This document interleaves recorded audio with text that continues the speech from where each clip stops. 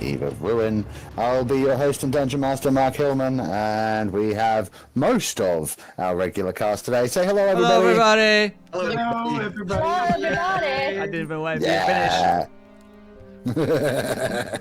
That's fine. How is everyone? Had a good week? Yeah. Hells yeah. Excellent, excellent. Well, as I recall, last week, things left off at a bit of a cliffhanger. We have those from time to time. Sven's better at them than I am, but in this instance, Kralek was grabbed as you were about to head into the tomb that's supposed to lead to your way home, and has been grappled by what appears to be a vampire spawn.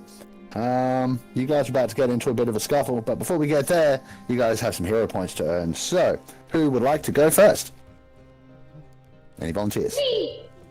Okay, Jen. Axe. Yeah. Absolutely. So basically, the things I remember from last week was going shopping at a very, very, very gross market that had like gross stuff but very fascinating stuff. I wish we had more time there because I feel that Maurice would have been in his element. But he did catch up with an old friend that he used to party with back in the day, who gave us some info. And yeah, just basically did Maurice things. And I forgot that Kralek was in a pickle until I just did a recap earlier. So yeah. Good, thank you. You may have a hero point. Oh, wait. I need to make these a little bit harder to earn, I think. So can you tell me the name of your old friend? Oh, I wrote it down. Look at me. Hang on. I have notes. Where is she? Sangora. Yes. Thank you very much. You can have the point. Let's go. Who's next? You know what? Yes. Okay. All right. Oh, you got it? Okay, go. So Okay. you go. Wrong. It's Jess and Geoff. We get confused. I answered to both. do. It just makes it worse. So how about real fake Geoff? You can go first. I'm still not sure who that is. Okay. I'm so confused. Okay, I have so the confused Doctor's log. condition. Date estimated around 10th or 11th of Alturiac, 1493. We went to the market.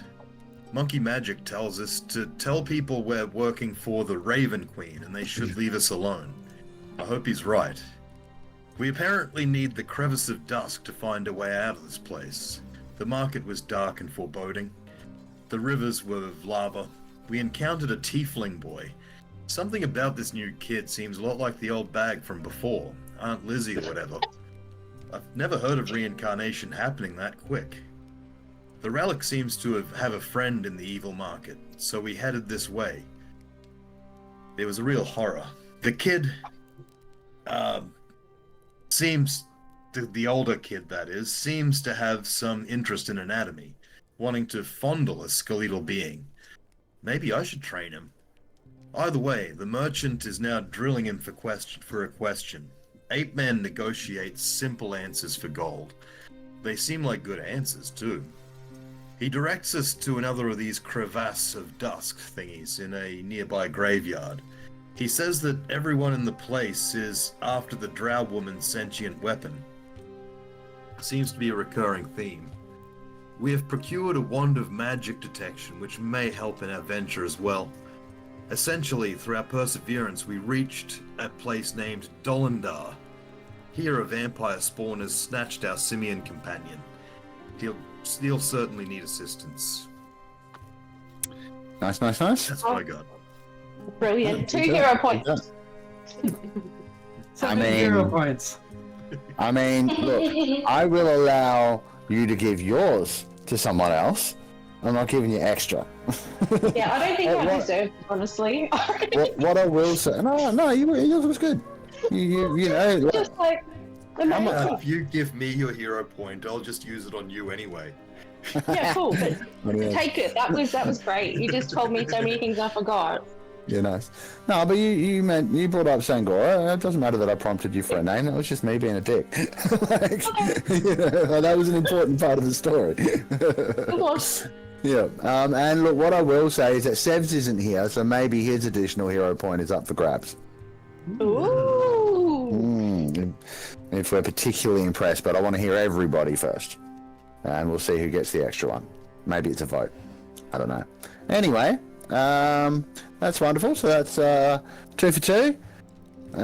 So then, Jess, do you want to go next? The real Geoff, yeah. The real Geoff Shady, please stand up. So we had a little nap after the because we had the nap and then the cat rat bat thing happened, and then we went for a walk and we were going to the market, but then we stood outside the market and had a really loud conversation about how we should probably not go in the market and like all of our excuses. We said that we had to tell people that we worked for Juan Raven King. I don't know who that is, but nobody asked. So then we went into the market and they had pickled ghoul fingers, so I got some of those. And then there was this really nice lady who was like asking questions. They told me not to answer any questions, but I answered a question anyway. And everybody keeps asking me where I found my sword. And I said I found it in a hole. And I don't think people know what holes are because they always look really confused.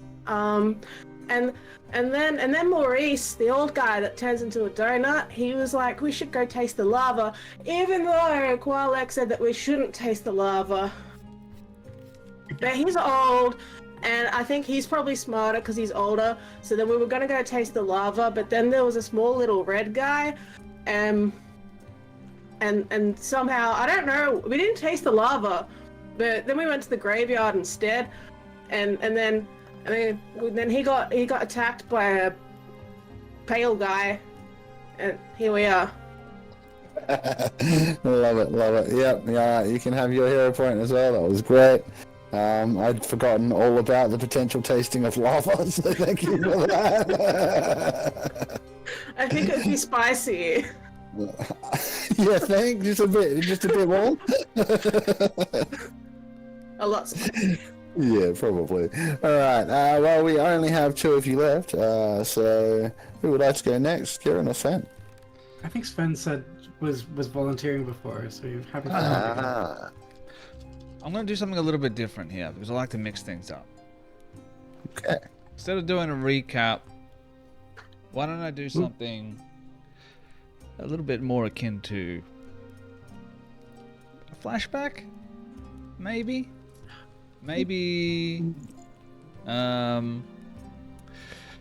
setting the stage for something that may become relevant later on. What's that called? Okay. Foreshadowing? Foreshadowing. Yes. Maybe it's something that happens, maybe it's something that isn't. As we fade up, maybe we see that very last moment where we ended last week's stream. Qualek being held in a vice-like grip, taken completely by surprise by this vampire creature. Maybe we see the tip of the creature's fangs as it just pierces through Qualek's skin, and a tiny little drop of blood begins to bead there. It rolls down his neck and it falls, and as it does so, we see that crimson drop as it seems to fall through time and space, the backgrounds blurring and fading, and we can just see that little crimson drop falling through the inky blackness of the void. As it falls, maybe we can hear a voice. It sounds a little bit like Qualek's voice. That same distinct accent, but maybe a slightly different pitch. Maybe lacking Qualek's hint of superiority complex that usually underlays everything that he says. And it's like, you can't control everything, Qualek. Some things in life are beyond even your ability to see. And we keep following that little crimson droplet as it splashes down into a pewter cup. The next couple of scenes happen in rapid succession, fading in and out. We see Qualek's look of disappointment as someone who looks a lot like him is being handed what appears to be some sort of scroll, maybe an acceptance letter of some sort. We flash away from that, we come into another scene. We see Qualek brooding over a table as the rest of his kind are all locked in conversation with the one that we saw getting this letter just moments ago. We fade out from that, we come up to another scene. Now we're at some sort of celebration. Maybe it's a tavern of some sort. Perhaps that's a happy beholder. We see Qualek as he pushes across the table that same pewter goblet, not filled with blood, but filled with wine. And the next few scenes happen quickly, one after another, and another. And every scene we see that person that he's passing these goblets to become more and more inebriated, until the last scene we see another Hadozi just passed out on the table. And just before we fade out, the last scene we see is Qualek reaching into the other Hadozi's outfit, clothes, whatever he's wearing, and pulling out that letter that was being handed to him. And that's where we fade out from that scene as the DM leaves. Clearly to go get tissues because he's been moved to tears by that flashback. Bad timing, really bad timing. But you know what? Yeah. Let's use this use this opportunity to tell people about a couple of things that they can do while they wait for our lovely DM to make his triumphant return. Hey, you got a little bit of time here? Make sure you check out Fruit Bowl Dice. If you like randomly generated numbers, maybe you need a little bit more fiber in your diet, check out Fruit Bowl Dice. They can help you with one of those things. Dogs in it. Little dogs in my diet. I'll let you figure out what those are. Just keep in mind, as a quick disclaimer, neither Crit and Miss role-playing games nor Fruit Bowl Dice recommend the consumption of any dice. But yeah. Don't do it. What do you got any new dice coming up? Well, we just got some handmade ones, which have been really beautiful. So they've got their own special little site, and they're handmade in Melbourne, which is absolutely lovely. And we do have some really cool things that are potentially coming. Doing a cheeky little order this week, so keep your eyes peeled on that front. Don't forget to use the Crit and Miss in the affiliate code section, which of course does stack with the current 10% off the premium ranges. Tax back 10 for that one. We love a good stack. Stack and discounts. Stack and discounts. Stacked deck, So, as it were. but the discounts only apply to gemstones, trilliant crystals, and the glass dice. Because I mean, the resins and acrylics. They start at $10. Start at $10. I'm like, Come on, man. Come on. Come on.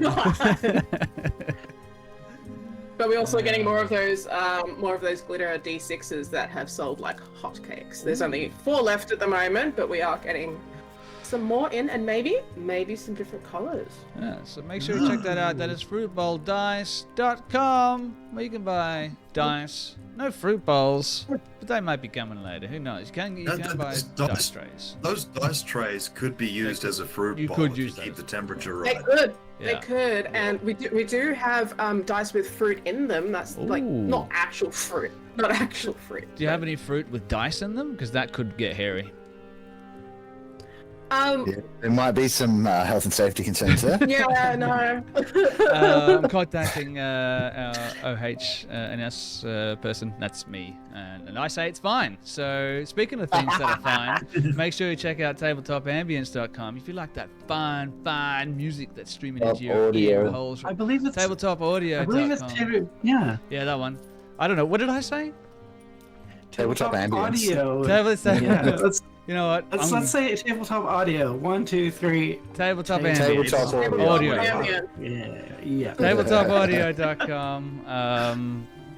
Because unlike me, they know what they're doing. So check them out if you want ambience for your at-home game, sci-fi, all that kind of stuff. They have something, whatever you're looking for.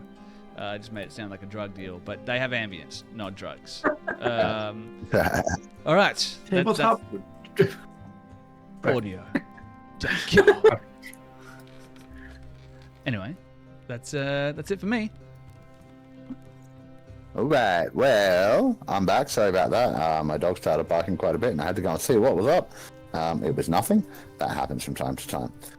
So It's I'm just Townsville, waiting. you gotta check. It's true. Yes. I'm just waiting for my browser to stop being a pain in the butt. Give me 2 seconds. I'm just gonna. Yep. There we go. There we go. All right. Cool. It's fine. I think I know what's going on now. Let's get rid of that one. Yeah, I had another window open up for Flower Child's character, but I'll just do that as a character sheet, not a joined thing. There we go. Alright, so, Qualek, loved what I caught of your foreshadowing. I think I caught most of it. I think you got all of it, yeah. And I think we've you know, I kind of have some ideas, so that's really cool. I like that, thank you. And that's certainly a hero point for you. So, last but not least, Kiran, how's Leo feeling? And so Goodman, really. Yeah, I'm currently playing as 2 characters, so I'm gonna sort of have to roleplay them both and represent them both in this recap, I feel. I want every second word to be from the other character. So you're going back and forth between accents every second so word. We've had quite a difficult scenario, haven't we, Leo? Why are we in this room with the camera crew in front of us? Every couple days we all just talk to the camera and recap what just happened over the last session. What? That doesn't make any sense. Absolutely canon. Don't worry about it. Don't think too much about it. Anyway, we found ourselves in a big market. Yeah, and I had some delicious ghoul treats. And it was from my auntie saying she's the best. I think she might be a vampire actually. No, she's not a vampire. She's the best. Auntie saying it's so cool. And I swore myself a life debt to this young man. Yeah, you swore to this shiny man over here, he swore a life debt to me. But he has no money, so I don't really know what to do with him. It'll be interesting to see if this life debt clashes with my other life debt with Sir Lord Neverwinter. I don't know, that might happen. Somebody get this man heroic inspiration. Yeah, look, I was in stitches through the whole thing. I was going to say before you started that, feel free to hand Sir Goodman over whenever you're done with him, but I'm sorry. You might be stuck with him, but I am going to give you Sev's hero point tonight as well as your own, because you are playing 2 characters, and that was phenomenal. Thank you. Yeah, I don't think that needs a vote. I think that's enough. You nailed that. The other thing I will add is that Eldon Keyword, the elf priest that you guys are traveling with, he's a little bit nervous, I guess. Like, he wants to get out of here and get home.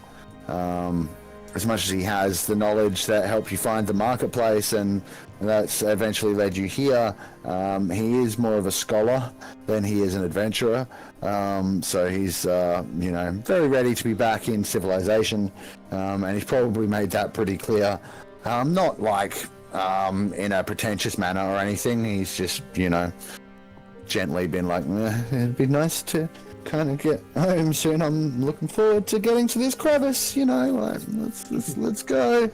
But now that you do have him out of the cage that you first found him in, he hasn't had instance to do so yet, but he has let you know that he is not incapable in a fight. So you know, he's like reassured he'll have your back if things go down, which apparently they are currently about to do. So without any further ado, we're going to move across to the appropriate map and see the situation we are currently in. This vampire spawn has grabbed Kralek.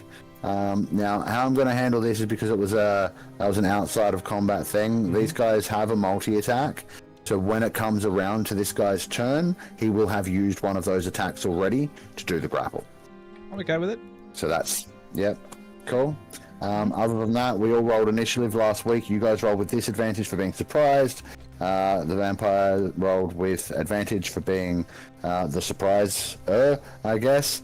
And I think it's time to begin. Does Ultras have an initiative? Is he in the order?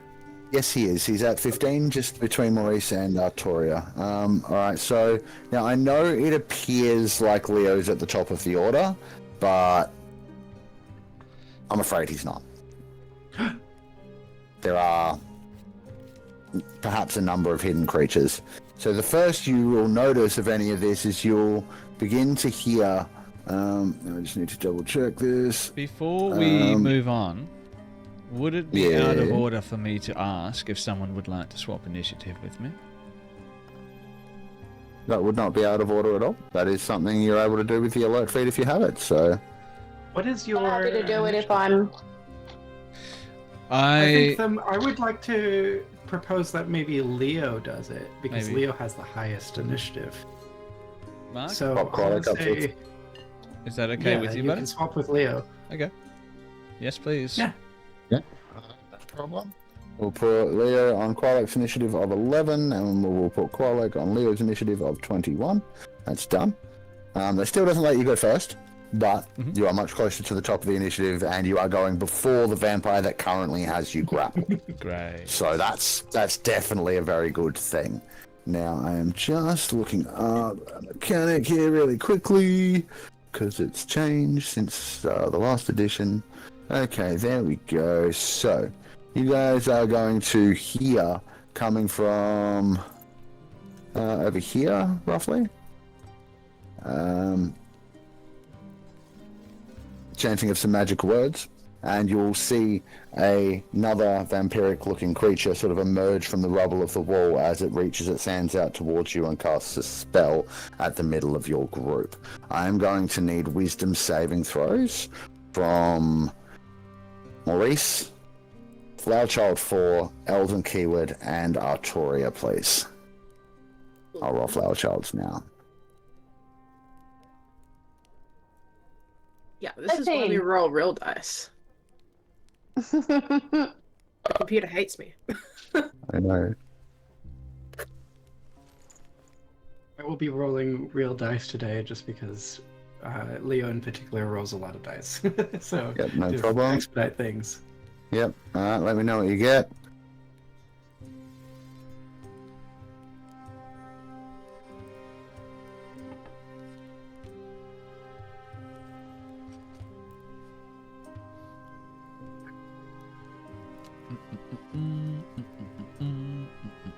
I've got it off at Elden.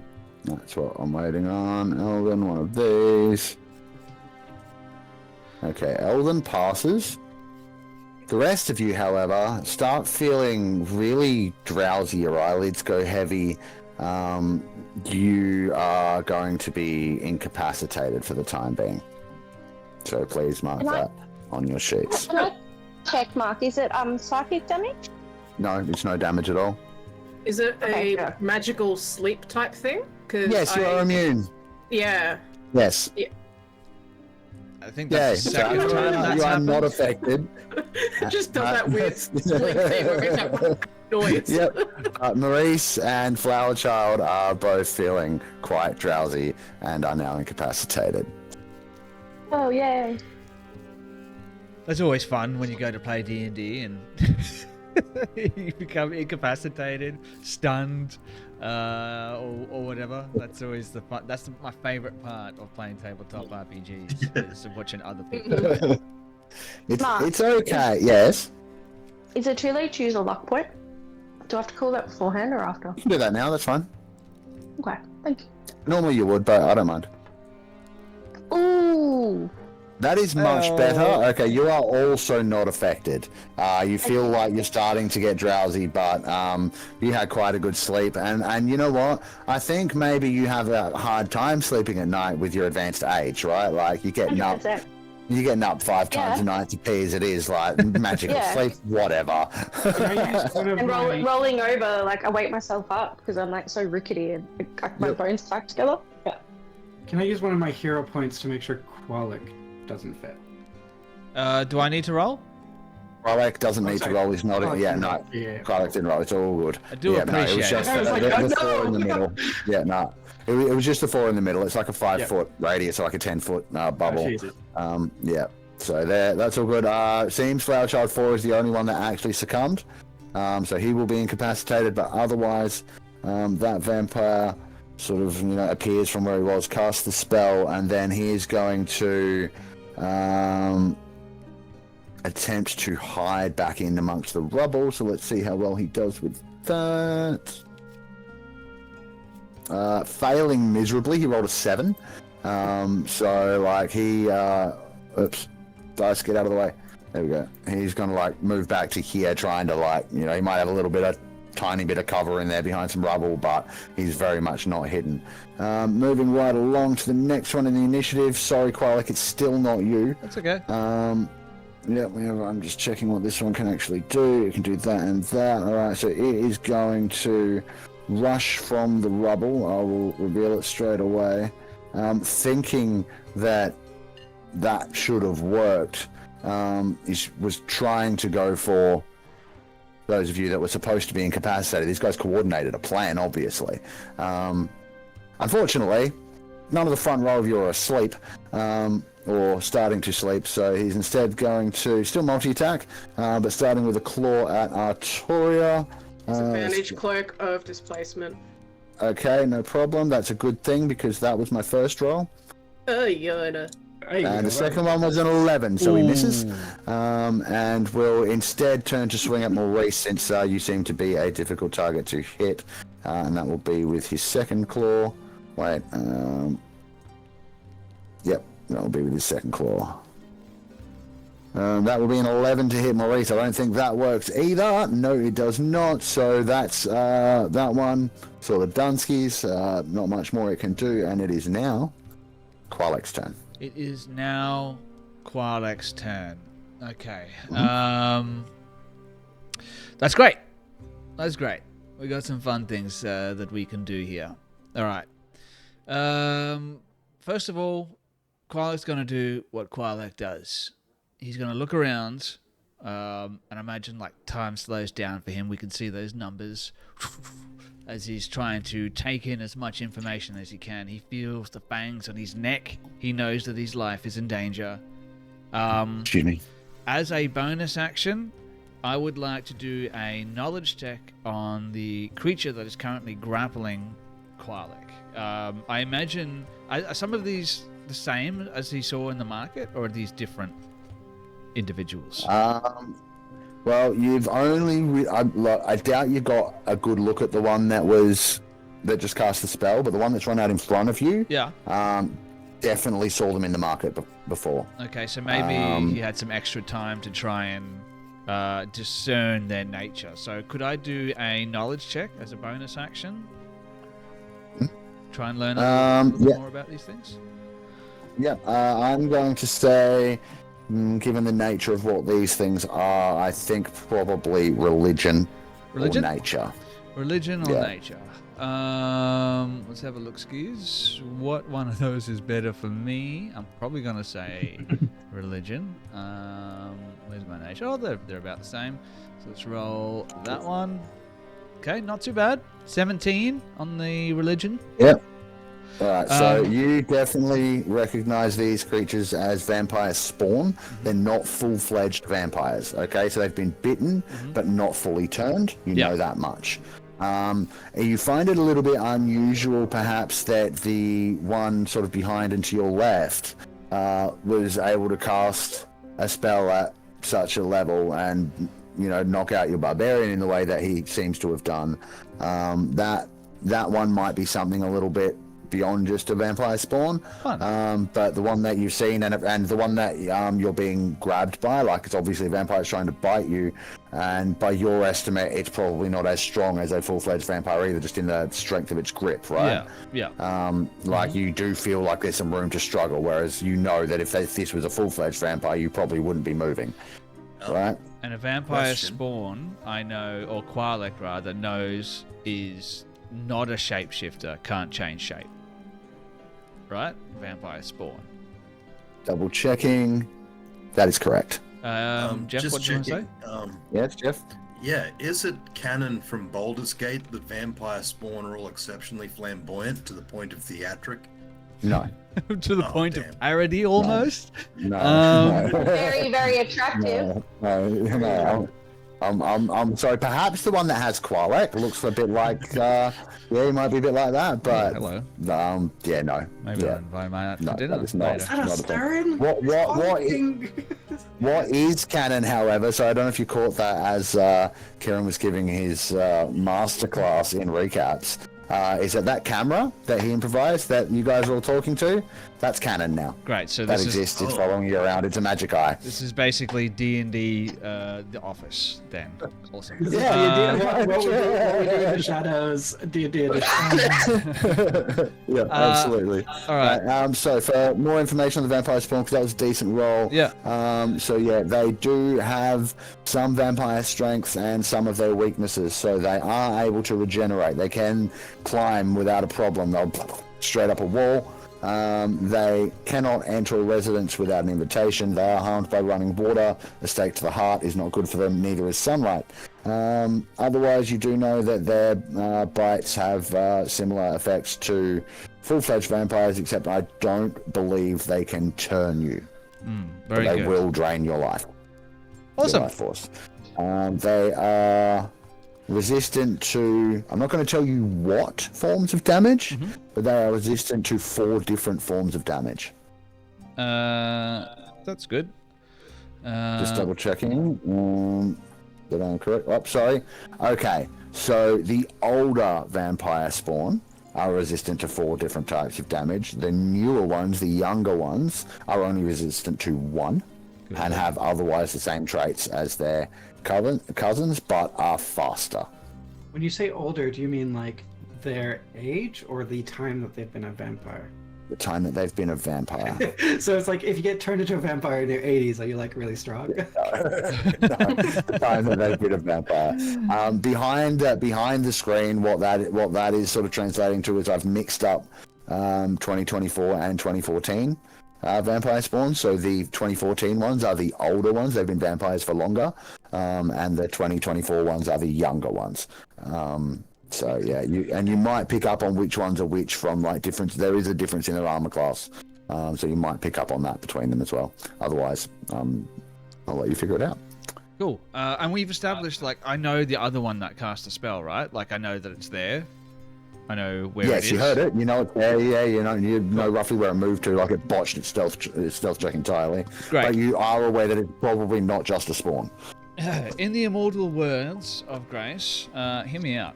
As discussed earlier with you, behind the screens, I would like to use my heroic inspiration to add 2 letters to the description of a spell.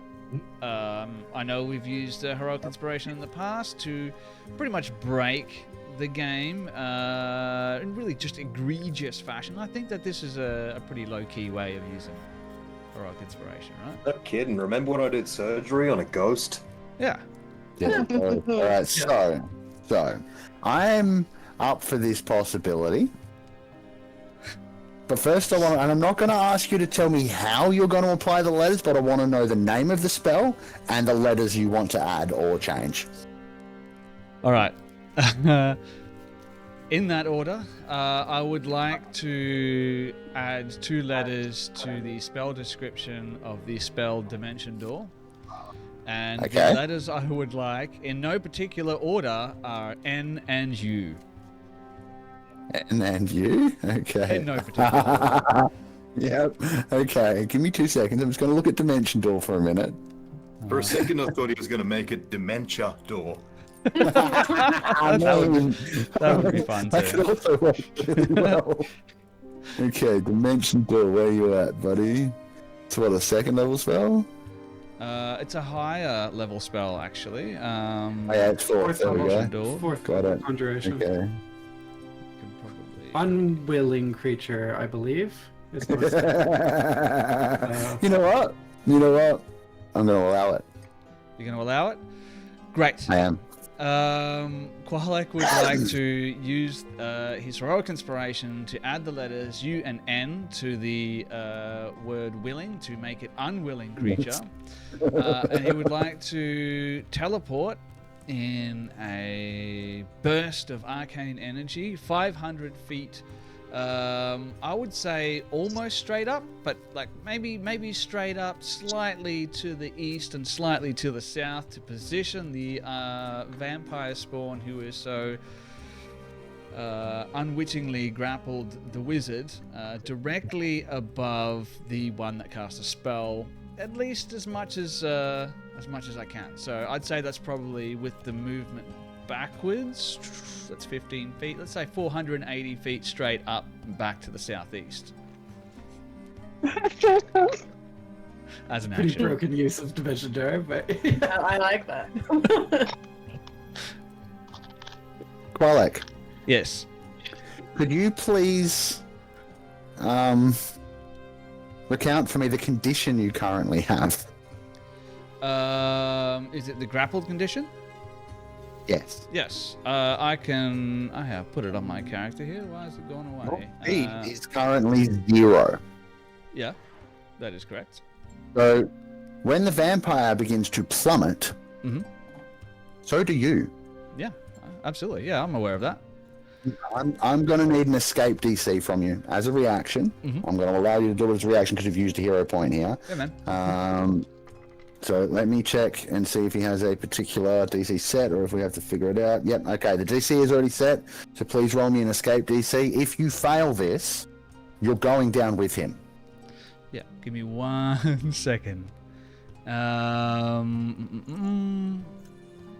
I know what you're trying to do. Yeah, no, And I absolutely. love it. But, yeah, unfortunately, he still has hold of you. I'm going to forego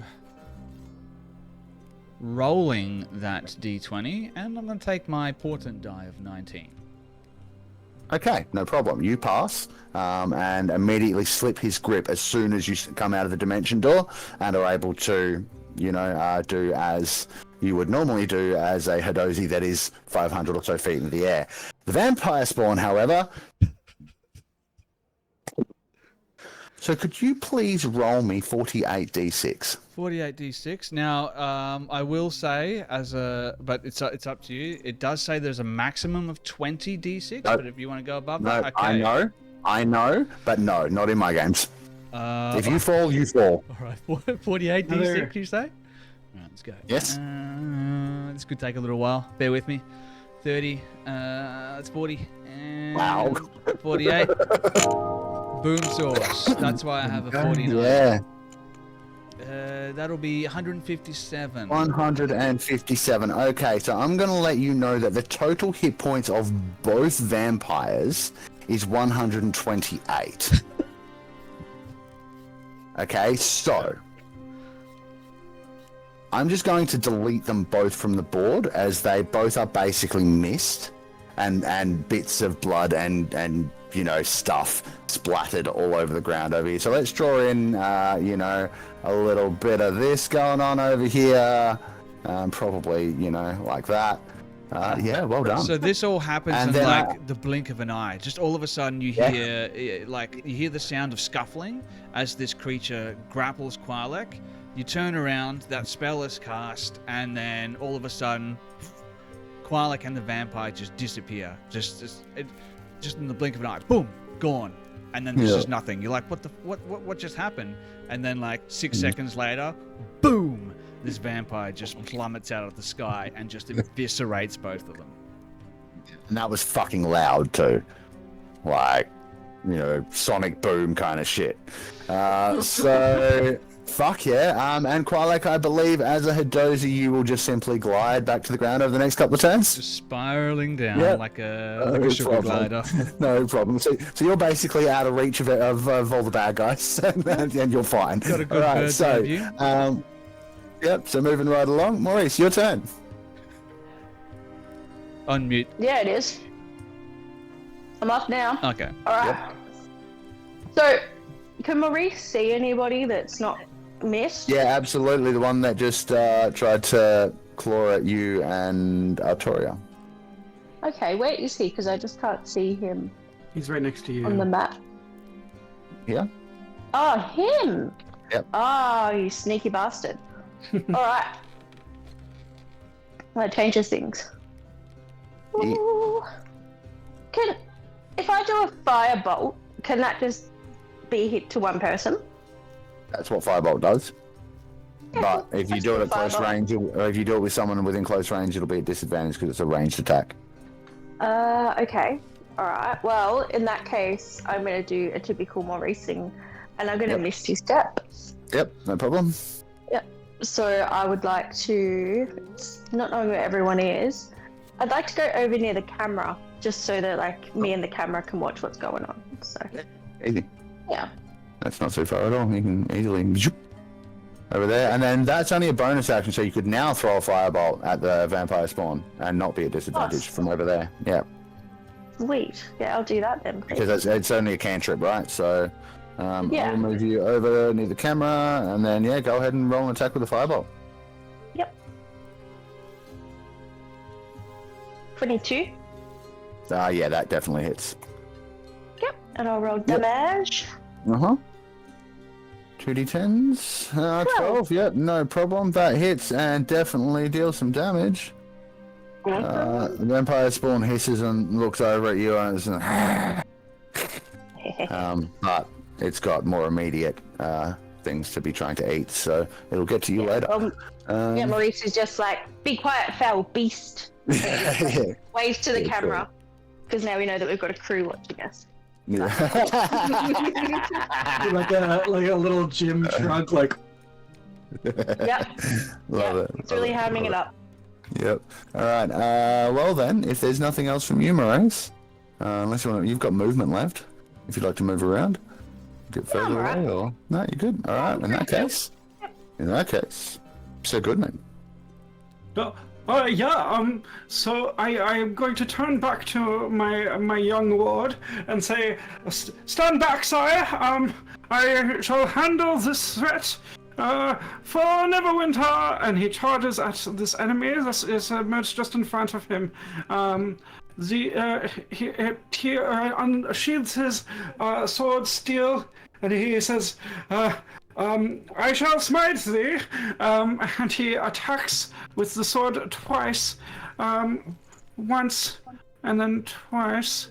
Let us see if this is actually going to go through. Yeah, so the first one is a 23 to hit, and then the second one is also going to be a 30, but I believe with Sir Goodman he gets a critical hit with a 19, does he not? He does. So that is a hit and a critical hit. Nicely done. Which one would you like to go first? So we'll do the hit first. He's just using his sword one-handed because he does have a shield. So the hit first is going to be 8 plus his modifier, which I believe is 7. So that's going to be 15 points of damage. And then with this critical, we do the maximum, yeah? Maximum and then roll. So yeah, so maximize dice and then roll. So what is it, a D8 for the dice? Yeah, so it's 8 plus 4 plus 7. So Okay. That is It's 19. 19. Yep, so That was 19, and was it 415 on the first one? 14, I believe. Unless I missed Okay, a so number. 33. Yes, that sounds Yeah. about right. I mean, we can just call Cool. it 33 because I haven't been keeping track of my own. And you very much poke a couple of great big holes in this vampire spawn. You can see like it's trying to. You can see it might be trying to get the wounds to regenerate, but it hasn't had a chance yet. And there is like it's starting to lose some of the blood that it's holding within itself to make itself function. You call that a regeneration? This is a regeneration, and I'm going to use my bonus action to second wind. And as I believe that with my second wind, I also get a little retreat. Do I not? I get tactical mind. Oh no. That's different thing. No, yes, I will second wind and regain some health. And also, as you pull steel back, you just hear it regard. Ha! Good thing you've got me. Otherwise, you wouldn't be doing anywhere near as much damage to these things. Oh, yes. Well, I thank Lord Neverwinter for giving me steel every day. You're my best friend. And you mine. And I sometimes I wish I had a friend that wasn't a sword, but you'll do for now. Your friend. All right, no problem. Excellent, good round. Is that everything? That's everything for Ultra's Goodman, yeah. All right, no problem. Next up, we have Artoria. So I'd like to take out Papa and Papa Kaz sword, and I'm gonna smack the guy in front of me. Okay. Using Are you going to smack him or are you going to slice him? It's important. slicing. Slicing? Ah, cool. Good. Some slicing. Yep. That will hit. That's good. And I've also got the invocation that lets me attack twice. So. Like I Might as well changed do the that. name to Papa Cass. That's great. Yep, also a hit. I'd also like to remind you that I believe that weapon deals additional damage to undead. Oh, let me double check. I think it's another D10 on top of its regular. Let me look at my glasses. It does, yes. Cool. So we're gonna do What's the hit num- damage? hit number 1,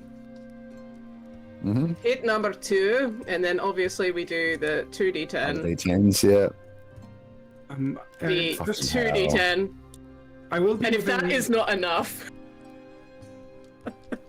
I would like to do a Eldritch Smite. Is the Eldritch Smite the last 2d10 you rolled, or is that just... No. Do you get 2d10 for each hit against undead on that thing, or is That's it what one? it says. Wow. Yeah. I thought it was only one. No. Okay. No. Well, in that case, 3 more you vampires just pop hear out. this incredibly satisfied as Papa Cass rips this thing in half and is completely bathed in whatever blood it had left inside it. Excellent. And I guess to finish that round off, Accursed Spectre. When you slay a humanoid, I'm assuming he's a humanoid, or is he classed as And so yeah, not Yeah, nah. humanoids. Yeah, no. Yeah, no, fair deal. Alright. Alright. Humanoid is another. Just let me check that for the. I'd expect him to be a humanoid because he stands on 2 legs. Yeah. Yeah, it's the legal But jargon. Yeah. Because it's like if he's undead, then he can't. It's yeah. D&D. Yeah, no, humanoids are generally they are a creature type, from what I can see. So yeah, no, he is not a humanoid, unfortunately. Some creatures can have multiple creature types, but yeah, no, that was just like he gone. I'll settle for the massacre. It's fine. Right. Yep. All right, and that's it. Everything. Yeah. Well done. Yeah. All right, cool. Next up, you hear this shriek coming from around here, over by the walls, and this female vampire just screams out, "Zarin, no!" And like she charges straight at you, sort of like shoulders past Sir Goodman, and she's going to try and rip you a new one. You may have just killed her friend. Oh, Yeah. okay, So, well, I'm just going to move him over for a second. Move to top. So let's start off with the claw attack. disadvantage. Yeah, I know, but she doesn't know that.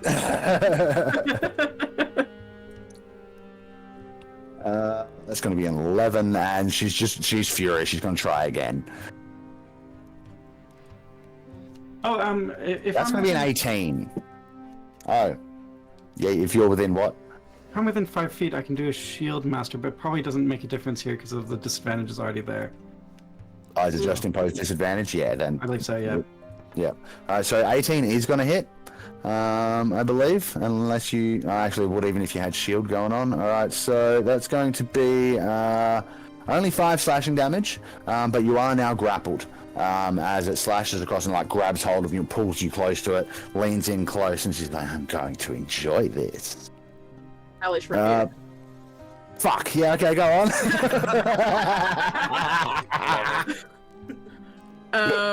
Apparently they need to do a dex save. Cool, no problem. We can do that. Dexterity saving throw is there.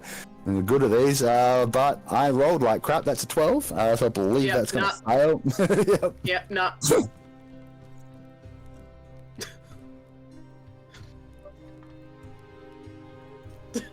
Jeez. Yay. Wow. Oh, My because you're a God. warlock, so your hellish rebuke is at like stupid high levels. Yeah, okay. That hurt. She's just like seared all across her face, and you can see like the flesh across her face is just burnt off, and there's like little muscle, sinew, bone, and you can see it slowly starting to like, try and regenerate, but she did not like that at all. It was a panic response. Yeah, no, fair, all right, and then after that, as a bonus action, let me just see. Came from over here. Oh fuck. Yeah, right, at that point, I think she might bonus action dash.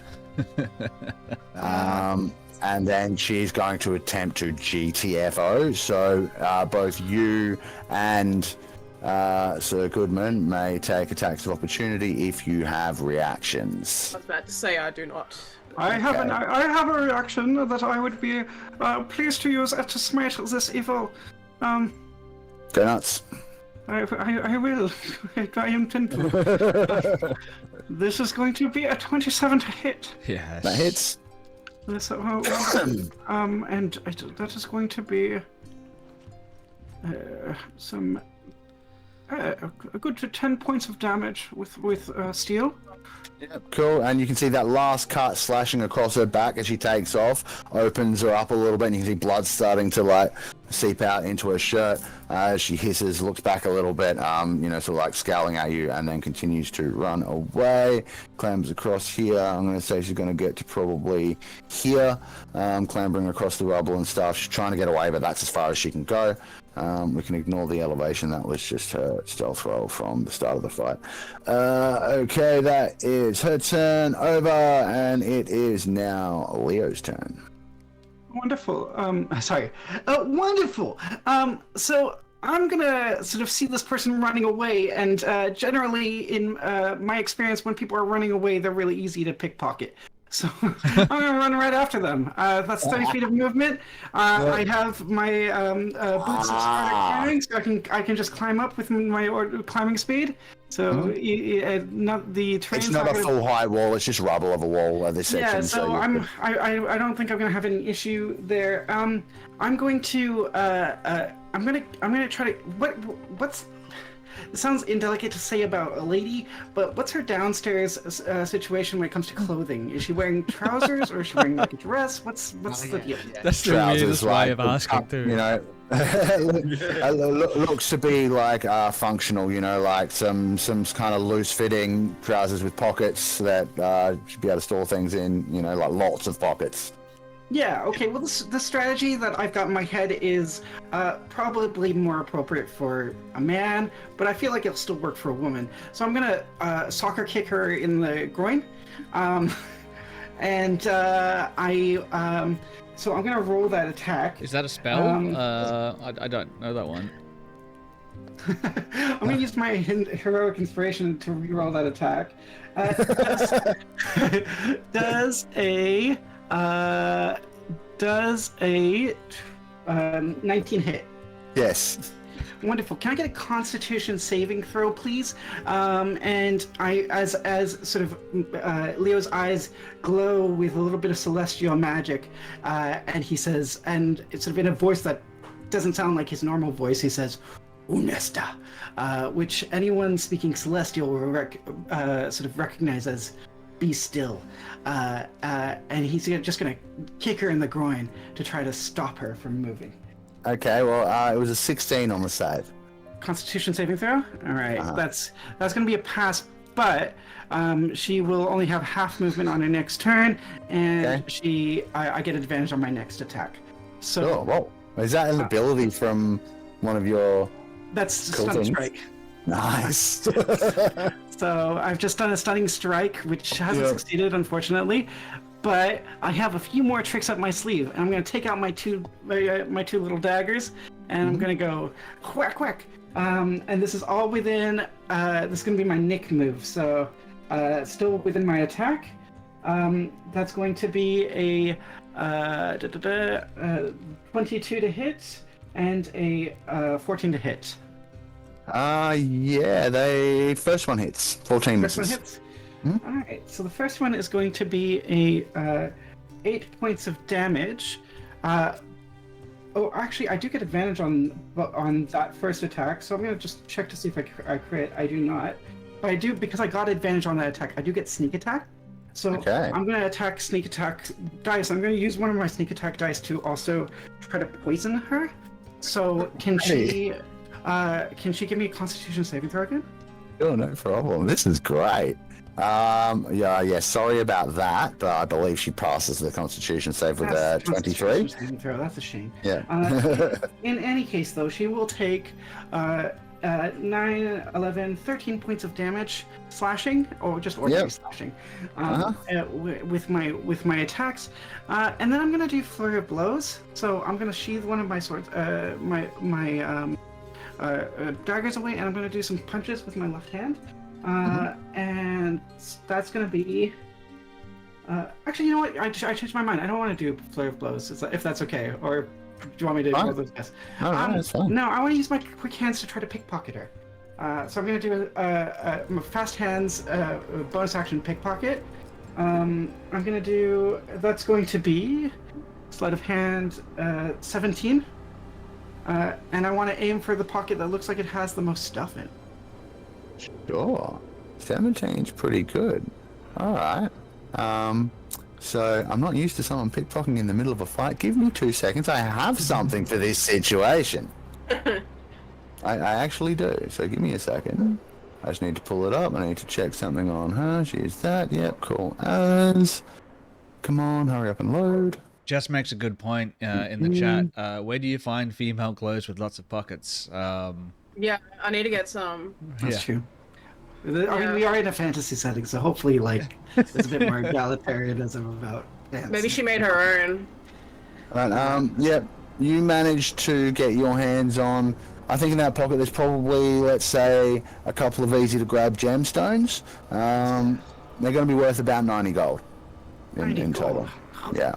Holy moly, this is more money than I've ever seen in my life. And then I've got 10 feet of movement left, so I'm going to run away. She can get an attack of opportunity on me if she wants. Yeah, about that. She will, and so will her hidden friend. Yep, cool, that's fine. Cool, no problem. Yeah.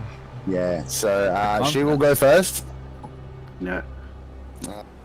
Getting a 15 to hit. Can she do that again? Because I'm going to do a luck point. Sure. Oh, actually, no, I've got a 21 armor class, so 15 doesn't even hit, so why would I do that? That's silly. No, sorry, wrong character. That's so good, man. 17 armor class, but still higher than 15, so... Yeah, okay, cool, so no problem, so you won't use the luck on that. Alright, so she misses. then her hidden friend will reveal himself. Now, question to other DMs. Hidden creature. Actually, no, it doesn't matter because it's happening on the reaction. I was going to ask about multi-attack, but it doesn't matter. So, advantage on the claw attack. That reaction is just a single attack usually, but I don't Yeah. play 2024, so don't know. No. 24 to hit. 24 does hit, and I don't have a luck point for this character because I was looking at the wrong character sheet before. Bugger. But Alright, so it's going to... I will do an uncanny dodge to half the attack, or Half the damage? I will have, or half the damage, or if the attack is less than 23 points of damage, I'll do a deflect attack instead. So let me know what it is. What does deflect attack do? Deflect attack decreases the amount of the damage, and then if I get it lower than 0, I can give them their damage back to them. Okay, but it still counts as them hitting you, right? Yeah. Okay, yeah, cool, go ahead. So it does 6 points of damage. Okay, cool. I'm gonna do my deflect attack. That's awesome. Let's do. Stop hitting yourself. Stop hitting yourself. That's going to be 14. So I deflect it completely. I think, and then So he takes the 6 points instead of you. So I'm going to use one of my focus points to redirect some of the attacks worse. So it is dexterity saving throw. Yep. And I will roll the damage. The damage is 2 So of my... 24. 24, cool. So that's going to be oh, you're gonna pass. So yeah. So if you pass, you don't take any damage. Okay, so you just take none. I take none. Yeah, no one takes any damage. Yep. Unfortunately for you, the attack also comes with a grapple component. So you might have been able to deflect the attack, but you are still grappled and ain't going anywhere. So he grappled himself. Because he deflected it. No. He grappled me because I deflected his grapple. Do I do a check for the grapple? No, it's automatic. You can have an escape attempt if you have an action left at the moment, or you can try on your next turn. Hey, let me go! You creep! Nah. Let me go! This one does look really creepy as well. This creep is touching me, Sir Goodman! Alright, with that, I believe we move on to Flower Child 4, who just briefly is incapacitated from that spell that was cast earlier. Now, it's concentration, so no, he's not. You might have a hard time with that. Lovely. Hey? He might have a hard time concentrating. That guy's kind of dead. So at this point, just having a quick look at the sheet, he can go that far, which is, yep, cool. So I don't think there's even, look, I want to try and keep it kind of in character for what I know Flower Child would do. Flower Child 4 wouldn't run in and hit the guy, right? 3 would do that. So, and I think, like, reason enough, seeing his friends get hurt here by this other vampire and then another one pop out, I'm hoping that's reason enough for him to rage. So we'll have the rage go on. He's got heaps of them left, so it's only going to be the one use anyway. That's fine. And then we'll go ahead and recklessly attack this fucker. Let's just I don't know how to do all assume- these things, so I'm just going to do basic bitch bullshit. Let's just assume he does 700 points of damage. Yeah, I mean, it is It's around Flower about Child average. 3. Yeah. I mean, yeah.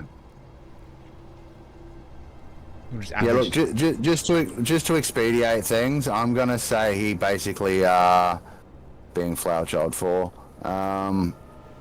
like, let's say 30 points of damage in the first round. Yeah? Just straight up without rolling shit. Think that's fair? Yeah, Yeah. that's fine. Cool. Cool. That's about a third of the guy's health. So, like, wallop. Yeah. And he'll be there raging and doing the thing. I don't have his other tokens to change over. So at the moment, he's all black and shadowy, like 3. He's just going, blah, blah, blah, blah, and whacking things. Cool. So it's motivating the so- vampire, by the sounds of it. Yep, sure. Next up will be Eldon Keyword. Now, he has some cool stuff going on. Let's be nice and quick about it. Is anyone seriously hurt on our side of things? I mean, yeah, okay, Arturi took some damage. So we've got bonus actions for those. You can do that and that. Alright, as a bonus action... He's going to use Divine Aid and cast Healing Word at first level on Artoria. So that will be 6 points of healing. And you'll call out, it's like, it's all right. We'll get them, and then we'll get out of here. And then he will move his movement over to here. And actually, he doesn't even need to do that. He's then going to hold up his mace, and you'll see it start to glow with radiant flames, and he'll point it towards the vampire spawn, and it'll like flare out towards it, hitting, dealing 8 points of radiant damage, which is probably a good thing on that vampire. Alright, cool, that will be Elden's turn. It is now that vampire's turn. The vampire will not regenerate hit points as it's been hit with radiant damage. However, it is now going to attempt to bite Leo. In which case, Leo, can I get a Constitution saving throw from you, please? Because it doesn't need to roll to hit on this attack. Alright, Constitution saving throw for Leo. You can only do one of these, though, so... Alright. That's going to be a decent con save. It's going to be 21. That is good. Yep, alright, cool. So you fail. Does that count as that's a pass, attack? rather. Can I do a reaction? Technically, it's not an attack roll, but it's not. It's an ability now. So it says the multi-attack is the vampire makes 2 claw attacks and uses bite, which is an ability, which is what he just did. Yeah. Yep. So Can I use silvery barbs? you want to make his save worse? Oh no, on the other guy. It doesn't work in a situation like that because he's making Leo roll a save. So you can only okay. like you basically can force a reroll on a successful roll. Yeah. So Okay. when God they damn it. bugger. Yeah. Anyway. However, because Leo passed the save, nothing happens from the bite. He's not able to get the fangs in. So it will then go back to its 2 claw attack. from me. So it's going to use its claw that already has hold of you to just dig the claws, try and dig the claws in a bit deeper. Rolls an 11 to hit, doesn't seem to, it's just sort of, I guess, still struggling to maintain its grip, so it can't really get purchased to do any damage. But it is going to lash out with its other claws towards Flower Child. It is going to have advantage because he went reckless. That's going to be a 21. That will probably hit. Doing 9 damage and grappling him also. Just going to check Flower Child's reactions. Yep, okay. And now he's going to use his reaction to retaliate and make an attack. Because he can when he gets damaged. Which, yeah, boom, that's a hit. Let's make things quick and easy. Let's average it out and give him another, 15 points of damage. Boom. Which gives the vampire a bit of a bloody mouth. Not that he didn't already kind of try and, have a bit of one. So that will be the end of Horban's turn. And last but not least, you've been waiting very patiently. Doc Hovel, you're up. Wrap this up, man. So, there are 2 ways I can go about this. I can either put an Eldritch Blast on each of them, or I can put a Sacred Flame on one of them. I'm going to go with the Eldritch Blast. A nice gamble should do. So, here comes the one on... Let's start with Miss Drooly Blood here. She seems so sad and angry. I just want to help her.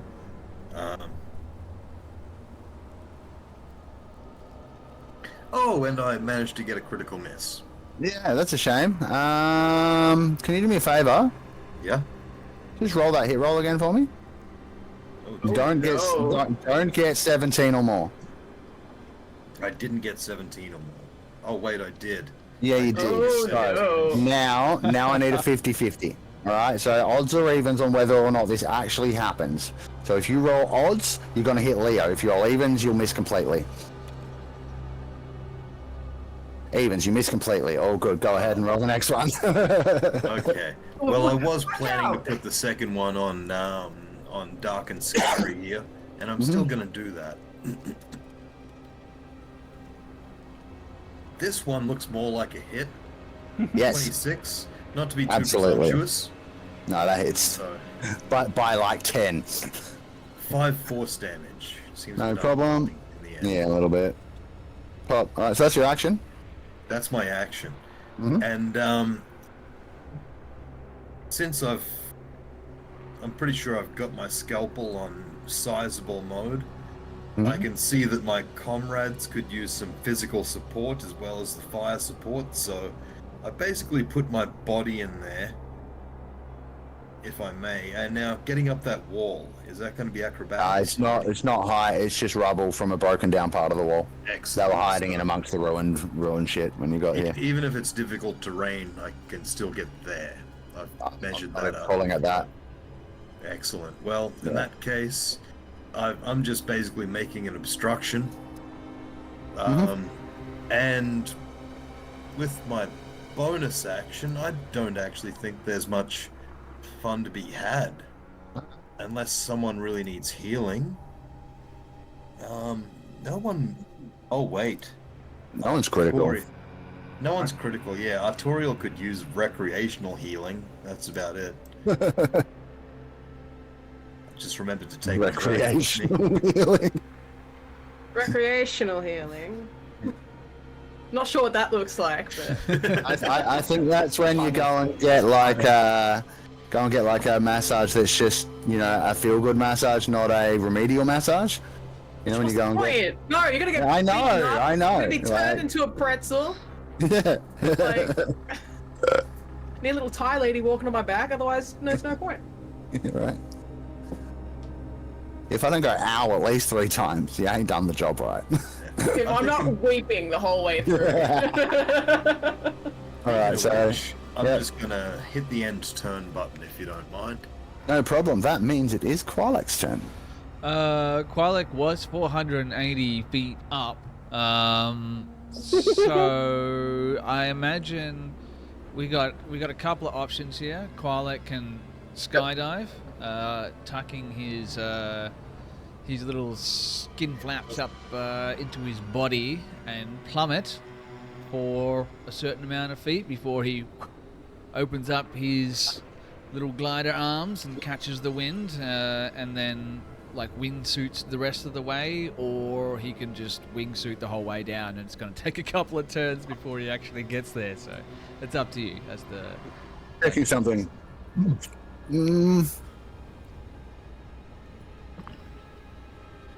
Okay, so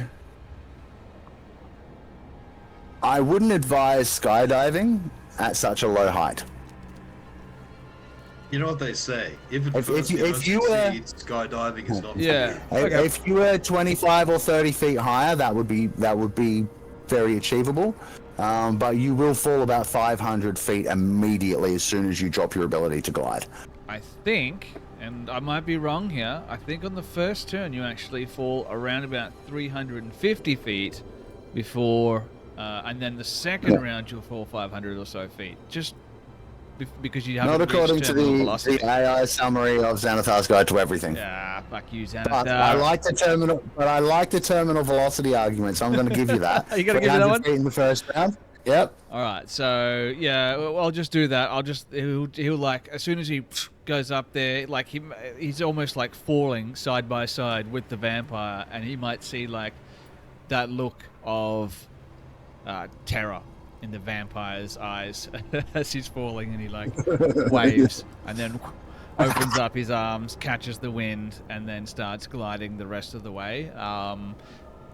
We have about 180 feet left to go 180 after feet. 300. So I'm just gonna move and just go down. I don't think there's much I can do while I'm gliding down. I don't think it's within the realm of Fireball's got reason. some range, doesn't it? Yeah, they're usually 120 feet. So if you're allowing me to cast a spell at 120 feet, I'd cast firebolts, but it's up to you. How far do you descend as you glide for a turn of movement? Apparently, The 300 drop is instant. You'll still have your movement gliding at the end of that. yeah. Let me just have a look at the Jawnski here, the Hadozi glide, which is over here. When you fall at least 10 feet above the ground, you can use your reaction to glide a number of feet equal to your walking speed, my speed being 30 feet. So, and I imagine as well, like I'm not going 30 feet straight down because I'm going as many feet down as I am going across, though. That's kind of how it's written. But that's fine. You'd be able to go 30 feet down and 30 feet across at the same time, which Yeah. will bring you down to 150 feet, which is precisely the range of Fireball. A fire bolt? No, ball. Firebolt is 120 feet, I believe. I don't think I want to drop a fireball on this one. If I'm going to be absolutely honest with you, I think we've got it like from his bird eye view. He's got like a strategic overlay of everything that's happening here. I don't think that he's gauging the threat. He's not seeing it being worth dropping another spell here. Just from everything that he's been through up until now, he knows that he needs to reserve some of his energy for whatever terrors might come his way in the very near future. So he's just gonna glide down. No problem. All right then. Well, Maurice, you're up next. Yeah. So Maurice is going to be similar to Pilek and try and not use a spell slot, but he's going to try and make it look epic for the camera because that's now his number one priority. He's always. Yeah, it's going to be like Maurice and Friends. So he's going to look at the camera and be like, "Watch this," and he's going to fireball that really. Can he fireball that creepy vampire in the middle of everybody, or Bolt or ball? Bolt. Yes, you may. Yes. Okay. Well, then I'm going to go for the one that's in the middle of all my friends. So, Go ahead and roll. Yep, just roll to attack with fireball. No, firebolt, sorry. That's a hit. 27 to hit. Yep. And then a sweet 10 points of damage. Nice. That one strikes it. You sort of like loops and ducks under where it's holding on to Leo and gets it kind of in the side, and you hear it hiss, and it almost lets go, but not quite. Okay. And then I'm just going to use telepathic speech because it's a bonus action. Just in case we get separated. I know Quilek doesn't like it. How far up in the air he's here at the moment? About 150 feet up. Okay, well, I'm going to see what the range is on that. So whether it adds 30 feet, so no. I'll probably shout out to Artoria and say, "Hey, do you want to link minds in case we get separated? Just all chill. It's chill if you don't." And then I'll look back at the camera and wink. For no reason. She still gives like a thumbs up, but you can tell she's got no idea what you're talking about. Alright, well, I'm just going to choose telepathic speech. And it basically means that we can communicate with each other within 5 miles. We share a language. It lasts for 10 minutes and ends early. If I use this ability to form a connection with another creature. So just in case we get separated. Because I think we have common interests and like we might want to go explore together and stuff. So yeah, that's my go. Alright, cool. So I guess Artoria, you would kind of feel Maurice's presence just kind of there in the back of your mind as he makes his telepathic link. So cool. Like, hey, That's there. hey. You guys can talk now, freely as you wish. And if there's I nothing else, understand that, like, every time she'll be like talking in her mind, she'd actually be saying it out loud and would be yelling. So it's like an old woman talking to you on the phone. I love that. It's so good. So good. This is gonna be fun. Yeah. All right. Well, if there's nothing else from Maurice, it's now Sir Goodman's turn. I've seen that my young ward has found himself in quite a precarious situation, so I shall go to his rescue immediately. And I take my sword, I take steel, and I swing it twice at this villain. The first hit is going to be a 24 to hit. And the second hit is going to be a 25 to hit. And in terms of the damage, he's going to do 9 points of damage in the first hit, and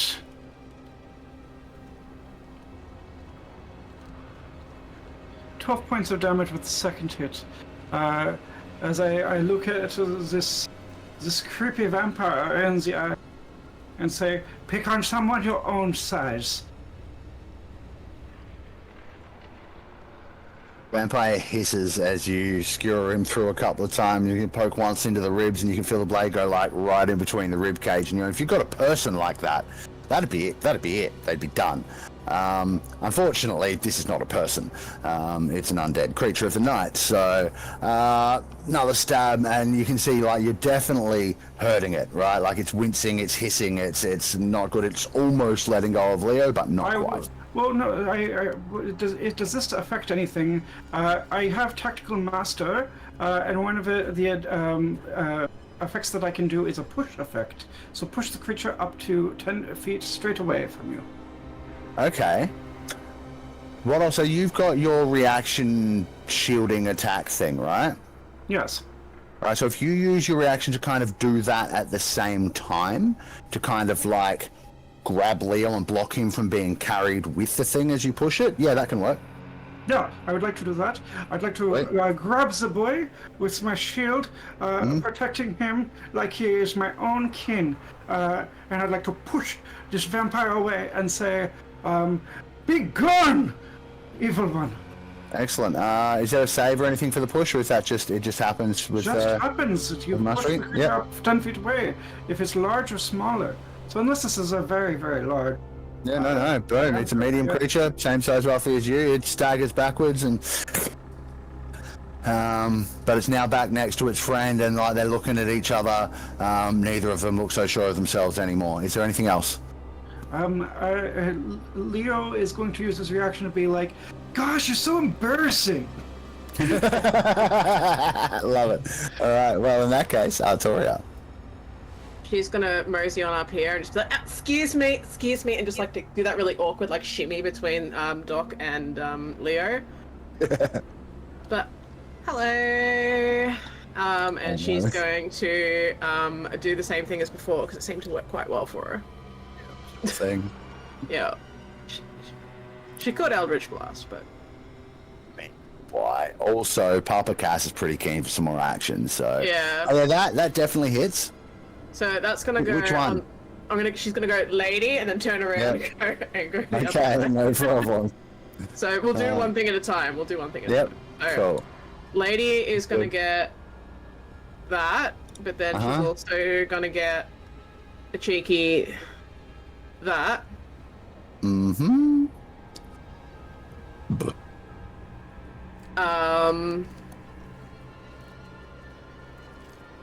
No, she's gonna finish with a smite. Then she's gonna turn around and smack the other fellow. Hit him with that. And just so you know, this one looks significantly less healthy than the first. So if you want to smite the first one, go ahead. All right, I can smite the first one. Because like I'm letting you know right now, you've taken the other one's head off. Okay. With your regular damage. So. I'll smite the first one. Yep. We'll smite. We'll do a cheeky little smiting. 'Cause I've been wanting to use that. I always forget about it. So once per turn, when you hit a creature with a packed weapon, expend a wall pack slot, so that they're like what, level 5 now. Deal 1d8 plus 1d8 plus level spell slot. Okay, so that's like 5d8. Yep. What kind of damage? Force. Okay. Cool as. Go ahead and roll 5d8 plus whatever. Oh, it's gonna make me do it 1d8. individually. I know. Okay, I'm not very good at D&D Beyond. So just if you go to the bottom left corner, the little red dice button, click that and just find the d8 symbol. Click that symbol 4 times, then click roll. That'll give us the rest of them. Okay. Cool. So that's 27. And is it plus anything, or is it just the dice roll? No, it's just the dice roll. Well, it doesn't matter because before you decapitate the other one, you put your sword through this one, and the extra force just kind of like goes and explodes her from the inside. So she just goes kind of all over you, all over her friend before his head comes off, and all over Doc Hovel and Trax. Yeah. Done. That checks out. And yeah, Papa Cass is very pleased. And she's like, you know, she would have just bumbled her way in there and just been like, oh, hey, guys, and it's like, oof, Yep. oof. It's like, ah, Yep. Yeah, and you can tell that the sword. So it has a trait which you would be starting to become aware of, I guess, because it's starting to happen. Is that anytime you draw it from its scabbard, if you do not bathe it in blood, it's going to make you. Or at least Yeah. try. Right? So you have quite successfully satiated the blade and may put it away without being forced to turn it on your friends. he goes, night. Yep. And with that, you don't sense any other creatures around. And Qualak, you have quite a good bird's eye view. You can see there's no one else around for, quite a ways. So once you return to the ground, you guys will be free to resume your journey. 21. Yeah, especially with that Just perception. one thing I'd like to do before the combat finishes, Uh-huh. while I'm on my last turn of the combat, is Uh-huh. actually turn to the camera and say, "Did you get all that?" And Maurice will be like, Awesome. oh yeah, we did. And he's got some sunglasses on that I don't know where he got them from, but he's like, oh yeah, we did. And like snaps his fingers. You can see the camera, which is literally just this floating sickly green eye, just kind of blinks once. Yeah. We don't even know whether this thing's recording. Is that even possible in this world? We have no idea I where don't it's know. coming from. Probably telling it all of our deepest, darkest secrets. Probably not the best idea. Probably would not recommend it. But after a couple of moments, Qualak comes floating down as well, like someone who just made landfall from a skydiving trip. He like tucks his leg and like lands in a little roll, pops back up again, dusts himself off. He looks around and is like, all right, if we're done playing around, can we get going? I need a pot of coffee. You don't want to see what I get like when I don't have my coffee in the morning. Can I ask, does Parlek look like this is something he's done many, many times? Hey, you know what? Roll an inspiration. Not inspiration. Insight. What am I talking about? Inspiration. Inspiration. Oh, Roll an inspiration check. See if you're inspired by me. No. what, an insight check? Insight. Yeah. It's 11, so I'll 11. believe whatever you want me to believe. He's pretty nonchalant about it. You get the feeling that maybe it's not something that he planned on doing, but maybe something that he has utilized in the past. He didn't Oh, seem nice. to like it was like a just a muscle memory. Boom, like it was over in just like the flash of an eye. So you got the feeling that this is Yeah. something that he may have done before, but you don't gather too much more than that from his body language, I would say. All right. Mark, The- the splatter, the mist that is left from Qualek's drop. Huh? One of those vampires involved in that mist, the token looked very similar to a token that we were talking to in the market. Yeah. Did that character look similar to? Yes. Picking through the remains, trying to In find a face. fact, no, in fact, There it all is. of them did. Did one of them look like Anisangi? Hey? No, None of them look- none of them looked like. No, none of them were her. No, Okay, all right. they looked more like the lesser. Some of the lesser like vampire spawn that were around at the markets. They might be like servants of hers, but you know that, like just from what you picked up in the couple of days that you were there, that those guys would quite easily get up to no good if they thought it wasn't going to come back on them. So you don't think that Urani Sangi would have been the one to send them. That's You good. think they Yeah, probably yeah. just, Anisangi wouldn't do that. No. yeah, no, you think that they were probably just being opportunistic and saw an easy feed. And yeah, they misjudged you. They were wrong. Yeah. Very, very wrong. Yes. Yes, indeed. Qualek's gonna like make his way over to the one that's dead, sort of in the middle of the courtyard there. 20 next to his name. Kick He's it. gonna go past whatever that guy's name is, Engelbert Humperdinck or whatever his name is. He's going to pat him on the shoulder. He's like, you know, you hold yourself quite well for someone who say you're not an adventurer. And he puts his foot on the corpse of the vampire and like flips it over, like pushes it over, and he starts rifling through the creature's pockets. Sure, make me, I don't know, search check. What do you want to use to search?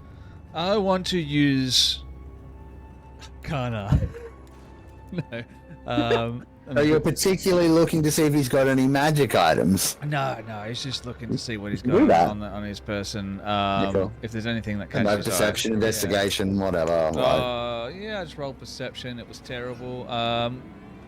Investigation does seem like I it's mean- better because I got a much higher bonus to investigation than I do perception. Well, what bonus do you have on investigation? Because you're keeping the 2. 13, so that'll make it a 15. But a 15, much better, because with a 4 you won't find a thing. Yeah. But let me see here. Let me just find the right thing, because it's disappeared on me again. I must have accidentally closed it. There it is. Let's go. That's boring.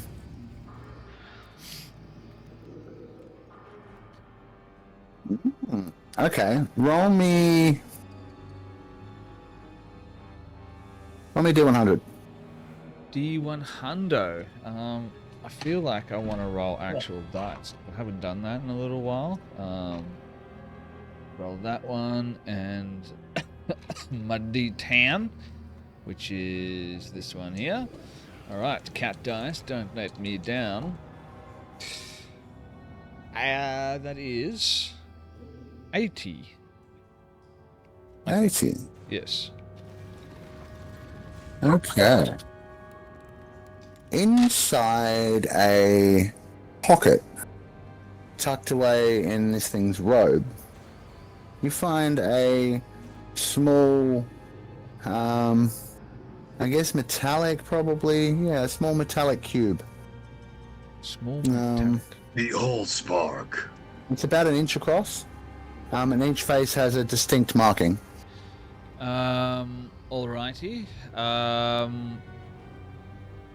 Any quick check here, maybe like as his bonus action to try and discern the nature of the Arcana. item? Give me Arcana. An Arcana check? Alright, I'll roll an Arcana check. Here we go. 18 for a total of 31.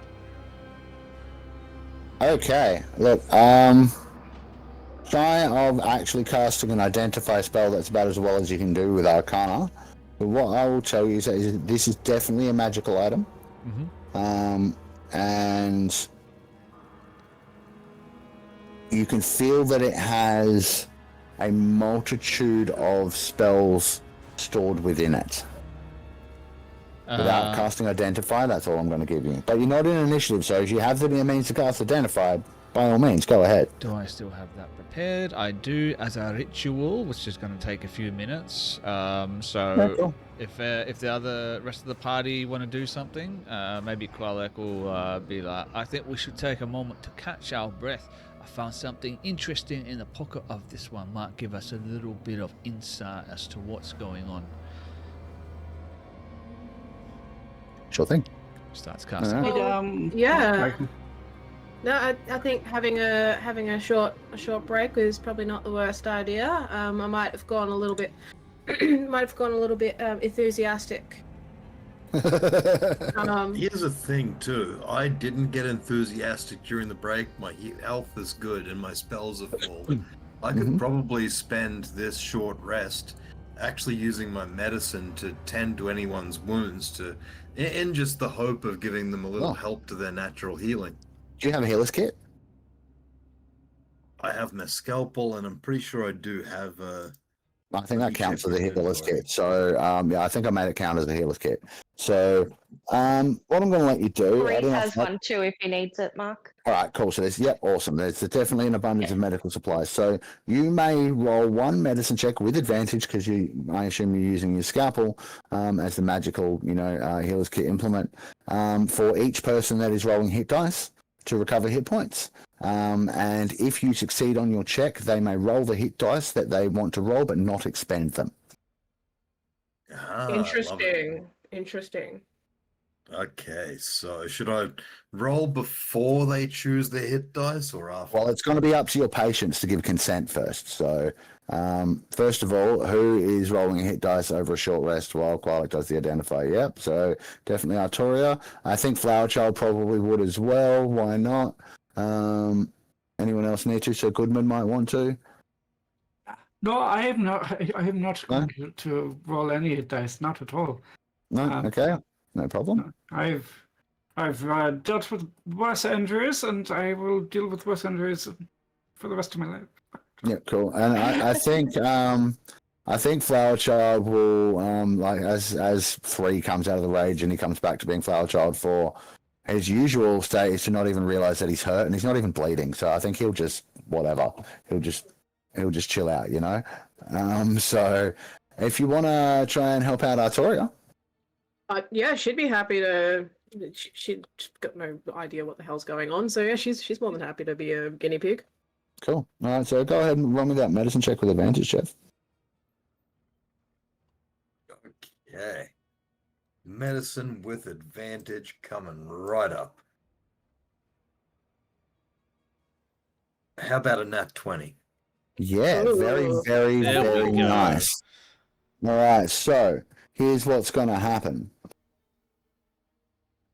Artoria, don't bother rolling hit dice. You're at full health after the short rest. The short rest is only going to take half an hour.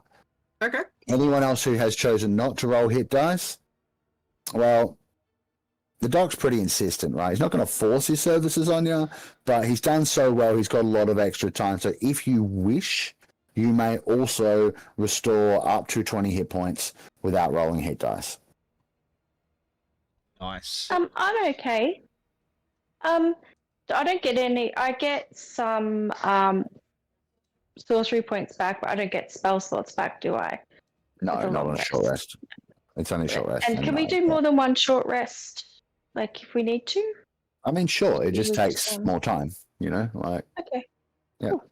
But I'd like to see if there's anything else in anyone's pockets or in where the pockets used to be for those misty. sure.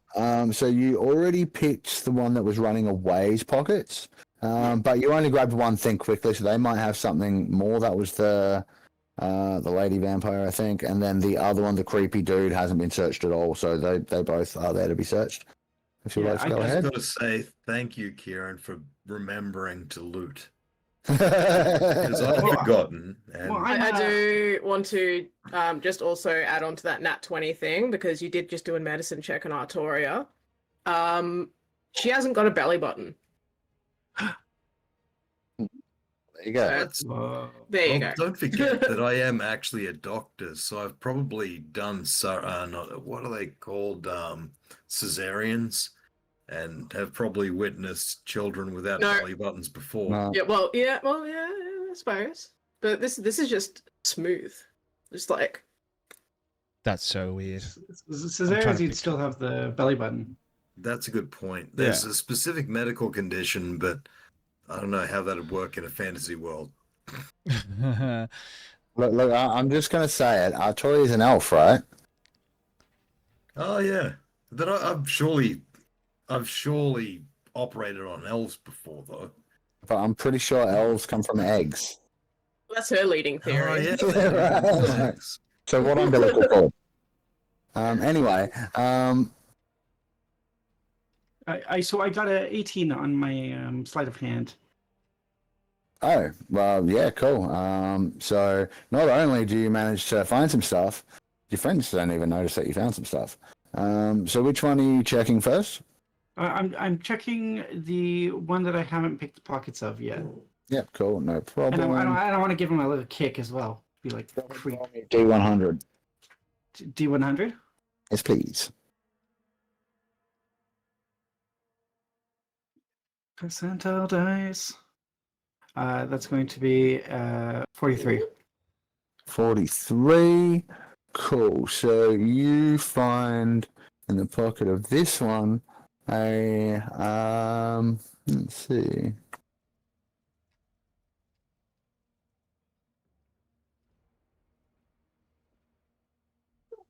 Yep. All right. Let's go with that one. You are going to find a small, probably like 6 inch long piece of wood that seems to have been carved with runic symbols. You don't know what they mean necessarily, but it appears to be a wand of some kind. No. Where's this piece of junk? And then I'm going to search the other one. Snaps it over Yeah, cool, his no knee. problem. Yeah. Give me another sleight of hand or whatever searching check you're using. And, sorry. I just did a D100. I'm gonna want that as well if you do. All right. So the D100 is if it's successful, is 64, and the sleight of hand is 64. It's taking a little while to load. This is loaded. Okay. Oh, two. So that's Okay. not So yeah, that's look, nah. I think you feel around and it feels like whatever else, it's just junk, scrap, whatever. This is the one that I already picked. Yeah, it's one you got the 90 gold worth of gem. I'm saying gems and stuff just because it's easier than fishing out 90 gold in a quick situation, but it's like quick assessment. You've seen stuff like this before that you've fancy knows about 90 gold, so you can just add the gold to your inventory for that one earlier. So I'm gonna look around at who is most likely to be interested in this sort of stuff, and I can see an elf that has an evil sword that likes to destroy things. I can see an old man. Leo doesn't know that the sword is evil. Yeah, but it's just like a powerful. Actually, I see an elf that I think is really, really cool. And I'm gonna go up. I would be like, "Hey, awesome work back there. That was really cool. Do you know what this thing is?" It's a pointy stick. I thought the same thing. Yeah. I think you stab with it. Oh, maybe it's like a dagger. I imagine that the stealthiness of him finding diminished by this conversation. So anyone who's paying attention might notice. It's an obvious wand, isn't it? Yeah, it's obvious wand. It's an obvious wanding. Qualek, I imagine is at this point he's perched up on a rock. Definitely not this one. Sorry. And he's got that little cube in his hands, and he's pulled out a candle from his pack as well, and he's trying to get the candle to light, but because we're in the Shadowfell, it's difficult for him to get the flame going. And he's like, hey you, boy, what's your name? Come here. Leo does not respond to boy. He's hey, that's a nice stick. Show me that stick you find. Come here. Oh, that's good. You're talking to me. Yeah, all right. So that was pretty cool what you did as well.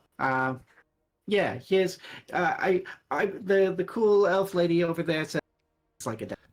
So I'm gonna stab some people with it. Well, I don't think. Let's see here. Oh, that looks like,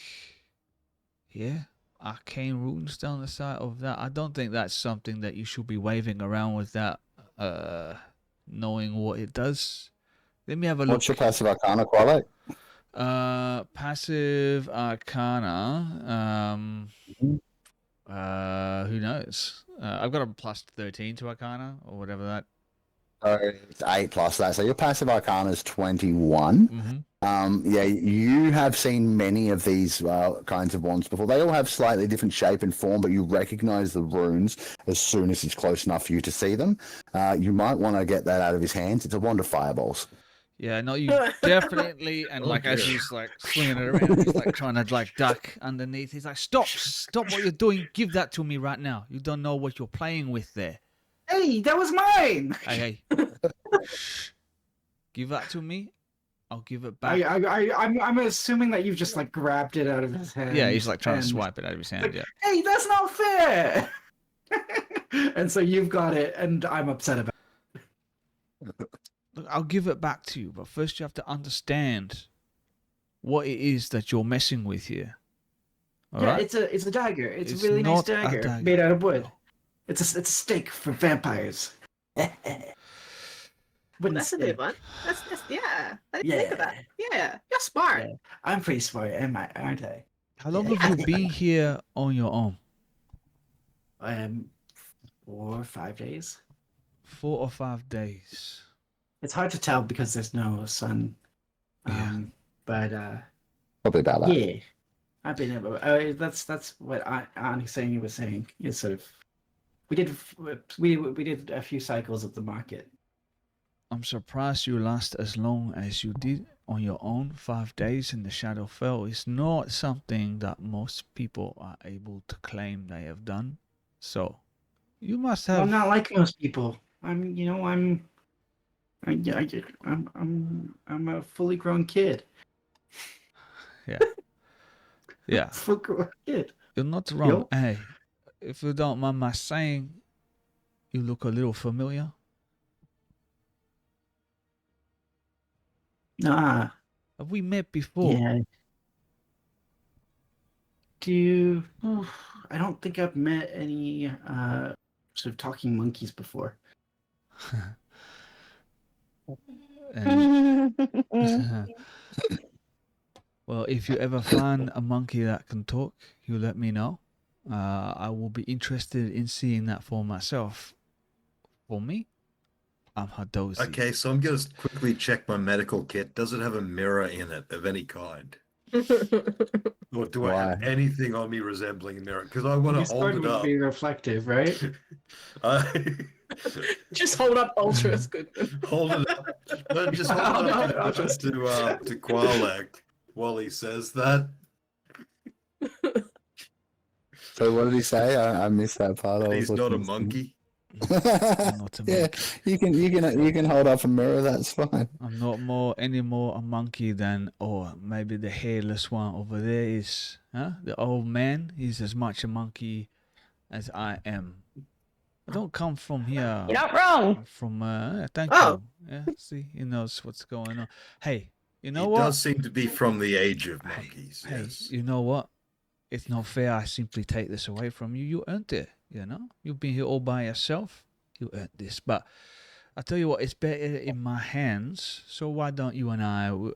Why don't we do a trade? Yeah. I'm listening. He holds up his hand, and he's got a ring on that hand. It's relatively simplistic, just like a silver band. It has some gold filigree in it, and it is decorated in this like twisting spiral. And the more you try to look at the spiral, like the harder it is to understand it, if that makes sense. Like the geometry of the spiral doesn't make sense. And he's like, "You like this ring?" It upsets me because I can't understand it. Yeah. And things you don't understand make me a little angry. Yeah, that's I why don't I know thought why. things that people don't understand. A lot of people think that these are things that should Pardon be me. feared, but I mean, everything in this world is just something waiting to be understood. Yeah, just like Yeah. this that you'll find, this stake, this stick that you'll find is not just a stick. This is a wand with very potent magical properties, something that you could hurt yourself with. But if you're willing to trade, I'll give you this ring, and maybe later on we could trade back if I find something that you want. Huh? I'm gonna do an insight check to see if I'm getting swindled. Cool. That's going to be That's a really good idea. 21. No one trusts you, Qualek. Right, Sven, if you'd like to roll persuasion or deception privately to me, you may. If you want to No, keep it. No? no, absolutely not. In fact, if you could have just said that you want to know what it is, because I don't need anyone to roll. If you want to know what this thing is, you are definitely not being swindled, because you are being offered quite a potent magical artifact known as a ring of mind shielding. And a ring of mind shielding has the That's a following mistake, properties. Sven. That means Maurice has access to your mind. While wearing Do you this really ring, want to do that? yes, I do. You are immune to magic that allows other creatures to read your thoughts, determine whether you are lying, know your alignments, or know your creature type. Creatures can telepathically communicate with you only if you allow it. You can take a magic action to cause the ring to become imperceptible until you take another magic action to make it perceptible. Now, here's the interesting part, of course. If you die while wearing the ring, your soul enters it, unless it already houses a soul. You can remain in the ring, depart for the afterlife, so on and so forth. So he slips the ring deftly off his finger. And as he does so, the ring begins to solidify. It's almost as if something was trying to stop you from being able to perceive it. But now that he's taken it off, you can perceive it in its full form.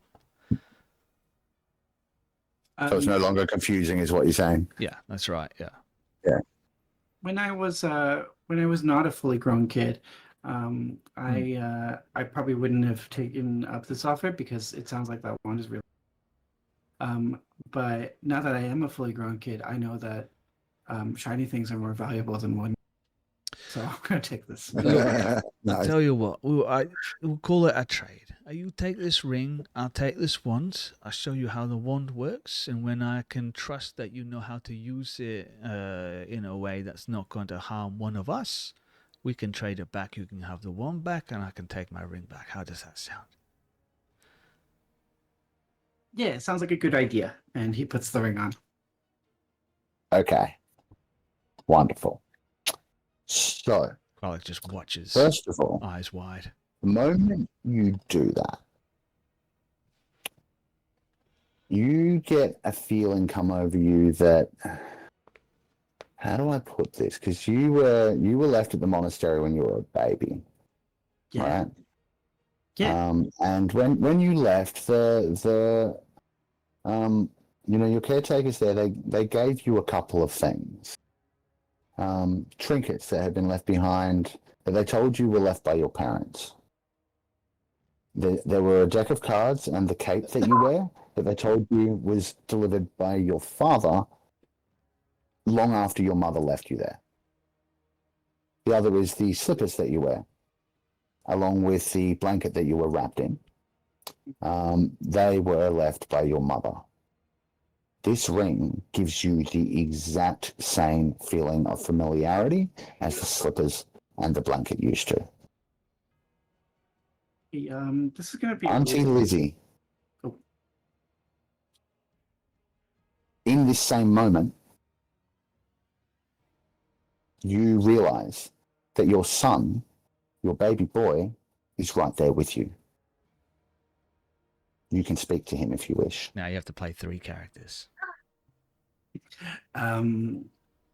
So internally, Auntie Lizzie is very pleased, but she's going to stay silent for the time being and just sort of happily observe. In which case, nothing else will happen. Leo will. With that feeling, Leo is going to sort of look up, look at the ring, feel the feeling, look up at Kralik and say, "Hey, this is going to be a odd question, but are you my dad?"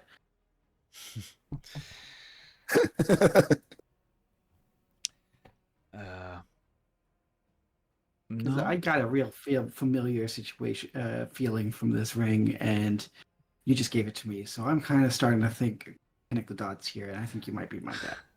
No, I hate to disappoint you, boy. I'm not your father. Unfortunately, my people cannot. You know what? When you're older, we talk about the birds and the bees. Maybe when you understand a bit better, but. I am 16. Yeah. Well, I don't know how these things work in your culture. Yeah, I know about the devils and the demons. Well, you know about the devils and the demons. Yeah, that's very good. No, look, I'm definitely not your father, but that Can I feeling. do a thing where I medically explain to him in layman's terms why that cannot happen. And I feel like this shouldn't be done on camera because it is the birds and the bees talk. I would say yes, but first make me either an Arcana or a Nature check. If you're giving the Okay. birds and the bees talk, Artoria's gonna be sitting there like wide-eyed, just like, oh my god. And Yo, what? Maurice is riveted right now. Okay. You are quite aware that it is entirely possible for tiefling children to be born to non-tiefling parents. Yes, there are lineages of tieflings that have tiefling children, but it is entirely possible for that tiefling lineage to pop up in any of the races. Oh, Or any right. of the Then I species guess I there. wouldn't know if a monkey tiefling turns up like a No. monkey. And they Or wouldn't, human. they could possibly not even look anything like a Hadoza either. They would look completely like a tiefling does. Right, like it's that's Gotcha. yeah, it's Okay. more of a magical sort of bloodline thing going on necessarily than a So- physical one all the time. It can be What you're both. Right? saying is, I've got nothing to mansplain. Yes. Can we call it Sorry about that. dog-splaining? Because I think that's Yes. brilliant. Like, Dog's Ritter training, and yeah. Doctor. I do think that We're like, lucky. if the doctor is offering a birds and the bees chat, Lee's going to pretend not to be interested, but he's actually going to be. Yeah, cool. Hilarious. All right. Artoria's So, horrified. yeah. When I was a kid, my parents told me Learning about the things. birds and my parents told me about the birds and the bees. I thought I was growing up in a hive. Oh my god. Oh my And, god. So if- just to If Qualek is involved in this conversation about genetics and reproduction, Qualek, being who he is, will add very scientifically accurate but perhaps socially inappropriate additions. Just very cold, to the point. Really not really engaging in like the emotional parts of all of this. You know what I mean? So, Yeah. does that mean that elves are a type of bird? Look, No, they're a type of lizard. Oh. it's there are some people who think that elves and lizard people have common ancestors somewhere down the line. also Quale, can I please get you to roll a wisdom save? A wisdom So was it a save. wisdom save? I need to check and see if it was wisdom or charisma. 1 second, sorry. Carry on while I do that. Yes. So, but they both have a divergent path. Long before those elves who made the journey from the Feywild into the material plane, which can go a long way towards explaining why their individual genitalia have such a vast difference between them. You see, in a lizard person, they have very different mating rituals that they perform. Not just cultural, mind you, but tied a lot to their physical. Doctor, help me out here. Try to explain. Okay, so I'm gonna roll. May I roll a medicine check or a history check, whichever you Sure. prefer? And And see if it's a my- charisma save, please, Qualek. And I'm actually going to need a few of them because we're supposed to be rolling one an hour since roughly when you were in the last dungeon to, up to a 24-hour kind of thing. Okay. So just start rolling me some charisma saves for a moment. Okay, so my famously bad bedside manner just shone through with that roll. Keep rolling. 16, 17. Okay, so what I Rolling will rocks say- here. Man. that's it. That's enough. Yeah, cool. So what I will say is that you remember that charm effect that you were under, that had connected you to Arnie Lizzie. Mm-hmm. That fades when you pass the ring on. Okay. Okay. Yeah, it does not carry on over to Leo. Well, then as soon as he gives the ring to Leo, all of a sudden he's like, what the fuck did I do that for? Like, that's one of his most prized possessions. Like, there's no way that he would give that back. And he actually starts to feel a little bit angry at himself, and a little bit like upset about, you know, what's going on and what's happened here. So he might be like, while the doctor's trying to explain the differences between elf and lizard person anatomy and mating rituals, he might like hop down and walk off a little bit, see if he can get some privacy if he can. Sure. Yeah. And maybe he goes just like around the corner from that building, just so he's like out of sight, and he puts his back up against the wall, and he's like, stupid. God, get out of my head. Get out. He starts like hitting his head with his palm, and he like takes his like roughly just rips his little beret off, flips it over, and he's like, don't tell me it's still there. And he starts picking off like some of the stitching and takes out like that little Guten Tag. Hello. pouch. I couldn't help but you walked away from everyone else.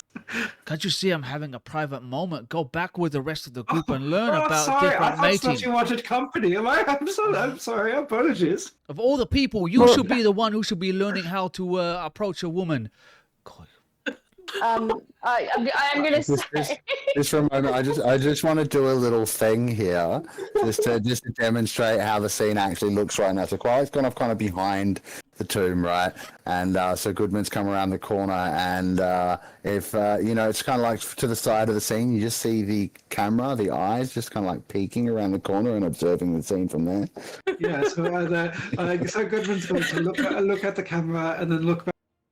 Qualic, and then look back at the camera, and he's going to try to whisper it like not here, and say, "How did you know? No, what? How did you know that I've never done anything?" Are you kidding me? Look at your armor. Yes, it's very gleaming and very shiny. How much time do you spend polishing your armor? Come on, seriously, you might as well write it on your forehead. I don't spend any time on it because it is magical. It is enchanted to look shiny and clean. Well, that's exactly what I'm talking about. Huh? Did I Exactly interrupt the something kind of before? exactly the kind of thing that I'm talking about. You're walking around in your shiny armor. Do you know What are you trying to do compensate? you know how for to what? talk to romantic partners? Because I could use course. a little bit of advice. Look at me. Come on. Yes, I can clearly see that you are a Lothario. And if you ever have need for a student, I would love to hear about your ways. Yeah, you know what? Maybe I do have something that can help. Come here. Come here. Come here, Yeah, of Mr. course. Goldman. Yes. Yeah. Come. Look, sometimes when you get a little bit nervous when you're trying to talk with people, sometimes you're trying to interact and be social, and your voices in your head, and they keep going and they keep saying, "Oh, you can't do it. You're not good enough. You can't do this. You know, you're stealing someone else's life. You're not good enough." Hey, I got something that can help. Something that can help quiet those voices. And he still has that little bag that he had in his hand. And he pulls a little drawstring, and he just tips a little bit of this like silvery powder out. He's like, this can help. I will say, Jem, I know you were trying to say something before. If you want to sorry, kind of like be sneaking around the corner around now, feel free. Yeah, well, Maurice would actually be like trying to like usher the camera with him and being Yes. like, "Come on, let's go have a look," and just sort of walk over and sort of like be like a producer and be like, "So, what's going on?" Trying to be all smooth like a relic would be while trying to make a thing. And I'm not sure how Qualic would relate to that, because he is going to say to Qualic, "I've noticed that when you're upset, you like to be alone." Yeah. You know what? You're absolutely right. When I get upset, I do like to be on my own. But apparently that's not something I can do with when I have, here. All places in the Shadowfell, I can't be alone apparently. So here we are. We got a camera. We got an eye following us around. We have you, our old man Relic, and we got Sir Altris Goodman here. Yep. Altris is just gonna like look at this powder that's been on the table, and he can I do sort of a insight check if he's concerned at all about this powder, or a different check? I mean, between you and Sven, like, if you guys want to just role play it out, how you looking? Because it's players, like, this, if he wants, you know, if it wants to be roles, then we can. I totally understand what you're talking about with the voices in your heads, but I don't. I feel nervous about what you're doing here. I've had comrades turn to ale or turn to potions or turn to other kinds of vices, and I don't know what kind of vice this is. As he says this, you might look over his shoulder and just happen to see Doc Hovel swinging on his bottle of spirits as he continues his speech. Back around the other side of the thing. Yeah, and Maurice sort of walks over and just goes, "I'll test it for you." grabs it off him. Because he knows exactly what it is, I think, unless you want him to do a check. No. Yeah. So if Maurice knows what this is, no, absolutely. This is a narcotic. But it's a very, very rare substance. It's sort of like something that's made from some plants that only grow in one particular. I'm trying to remember the name of the place. Mark, maybe you can help me out here. It's where it's where the guy who founded Baldur's Gate went to. It's got the dinosaurs and that. Yep. I know the one. Fizz was running an adventure there. Geoff, that place that we jumped into. I'm trying to remember the name of it. I can't, but yeah, I know the one you're talking about.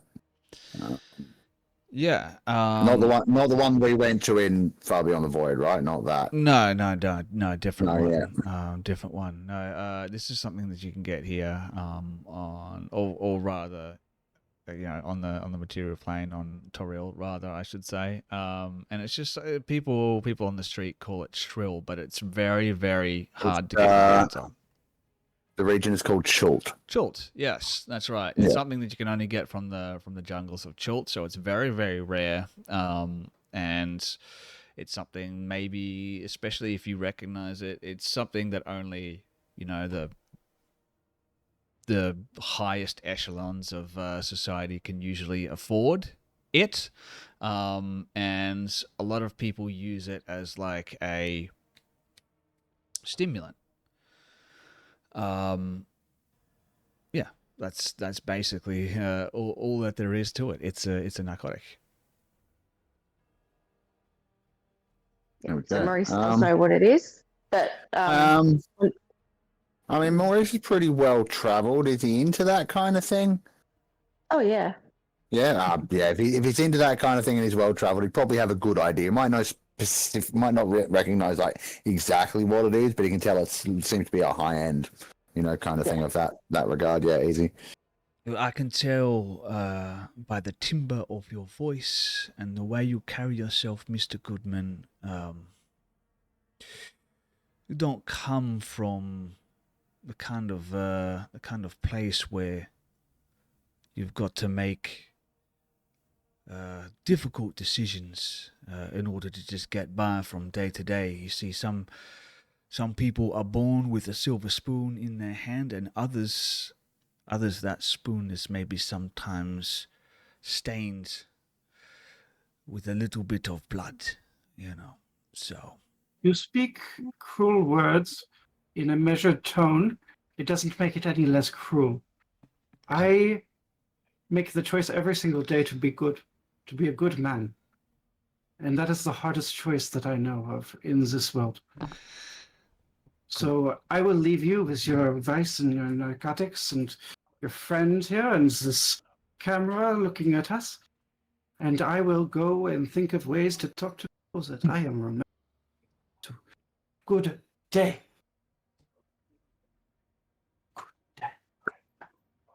Wow.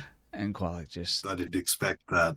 sort of stays there. He's got his back up against the wall, and he's just like, good, bad. You're going to find out pretty soon that it doesn't matter which altruistic side of the coin that you fall on, shiny man. It's all the same thing in the end. And he looks visibly distraught, and Maurice is still there, and he's like, well, looks like it's just you and me, old man. What say you, huh? Bottoms up. And the camera then floats up and back over to the rest of the group to see what they're all up to. And we can wrap soon if you like. It's like 10 to 11, but the roleplay was flowing, so I didn't want I to. do need to go. Yeah. But I'm happy for the people in the scene to be in the scene. Yeah, sweet. All right, well, we can wrap it there. That would actually make a really nice point. You're ready to go into the tomb. The camera can just keep floating up for a minute to get an overhead view. And when we resume, it'll come back into opening the door, I guess. Yeah, I guess so. I guess we're gonna find out what's inside. Like, a tomb in the in the material plane was bad enough. What's gonna be in a tomb in the fucking Shadowfell? Right. Yeah. I didn't read ahead or anything. No, you know what? Maybe it's the opposite. Maybe it's just like people just having like a party, like a tea party or something. I don't know. I will say that those of you that are around that front little paved part or that have been near it by the door, notice that unlike everything else around outside, it is remarkably clean, like it's been regularly swept. Interesting. I'll give you that. Strange. Yeah. And with that, folks, we're going to leave it there. I'd like to say thank you to all of my wonderful players for being amazing and making it really, really easy to run the game. Thank you, guys. Thank you to all of you there at home that are watching along and joining in. We love you. Thank you very much. A big thank you to our affiliate Fruit Bowl Dice. We wouldn't be able to do what we do without you. Thank you very much. And also just for joining us. And I believe we've been chatting. You might hang around for a little bit longer. I'll see how we go than we were maybe originally intending, Geoff. Yeah, I think Yeah. so. Yeah, no, I like it here. I'm burrowed in like a tick now. You're gonna have to like put some paste or something on me to get rid of me. No, it's all good. We don't need to do that. We don't need to do that. Awesome. So Jesus. go and check out Fruit Bowl Dice, affiliate code Crit and Miss, or Sven is awesome apparently. And do you still have that sale thingy going on that you had last week? Sure do. Sure do. Awesome. Yeah. So they'll stack. Can stack. Nice. What was the code for that one? Stack them I together. forget. Yeah, me too half the time. Tax back 10. That's back 10. There we go. Nice one. A bit of a tax time sale. Love it. Love it. And of course, we have to thank Tabletop Audio for the wonderful ambience that has seen us through tonight. I know it's not running now, but that is always a treat to have. Makes things so much nicer. Huge thanks to Sven for doing all the production and stuff. We especially wouldn't be able to do this without you, buddy. Thank you very much. Well, you're welcome. I do appreciate it. I want to say something as well. Obviously, we're running out of time here. We do have some people who've got places they need to be, so I'm going to try and keep this as quick as possible. I'll keep it brief, as it were. I started this channel, obviously, with a very clear idea in my head that it would be a community channel. It's not about, one person being above everyone else, or one set of people being more important than anyone else. It is a community in which we are all equal. But with that being said, there are some people who have contributed more than others. Some people have been here around a little bit longer. And while I'm not saying that they're better than anyone else, it's definitely worth taking a moment to really appreciate the things that they have put into this community. And very few people have put more into this community than our very own Harry Hillman himself, Mr. Mark Hillman. So I just wanted to give you a little bit of a round of applause. I don't think anyone has run as many episodes on this channel as you have, even myself. So Thanks, yeah, man. we should take a moment not only to appreciate our DM, but appreciate everything that you've done for this channel. Nothing would be the same if you hadn't come into and been part of the Critverse. So from the bottom of our little black beady hearts, I just wanted to say I appreciate everything that you do. Even though I do give you a hard time a lot, it's just my way of letting you know that I care. I do appreciate it. And thank you to everyone well who's watched tonight, all of the members of the Critverse. Like I said, we love you all equally. We'll see you all again next week, Tuesday night, 8 p.m. Australian Eastern Standard Time for the next episode of Vecna Eve of Ruin. And of course, you can join us again on Thursday night, same time, same place, for Beck and Blackest Night, which is our Curse of Stride actual play live stream. Good night, everybody, and thank you. Bye, guys. Thank you. Bye.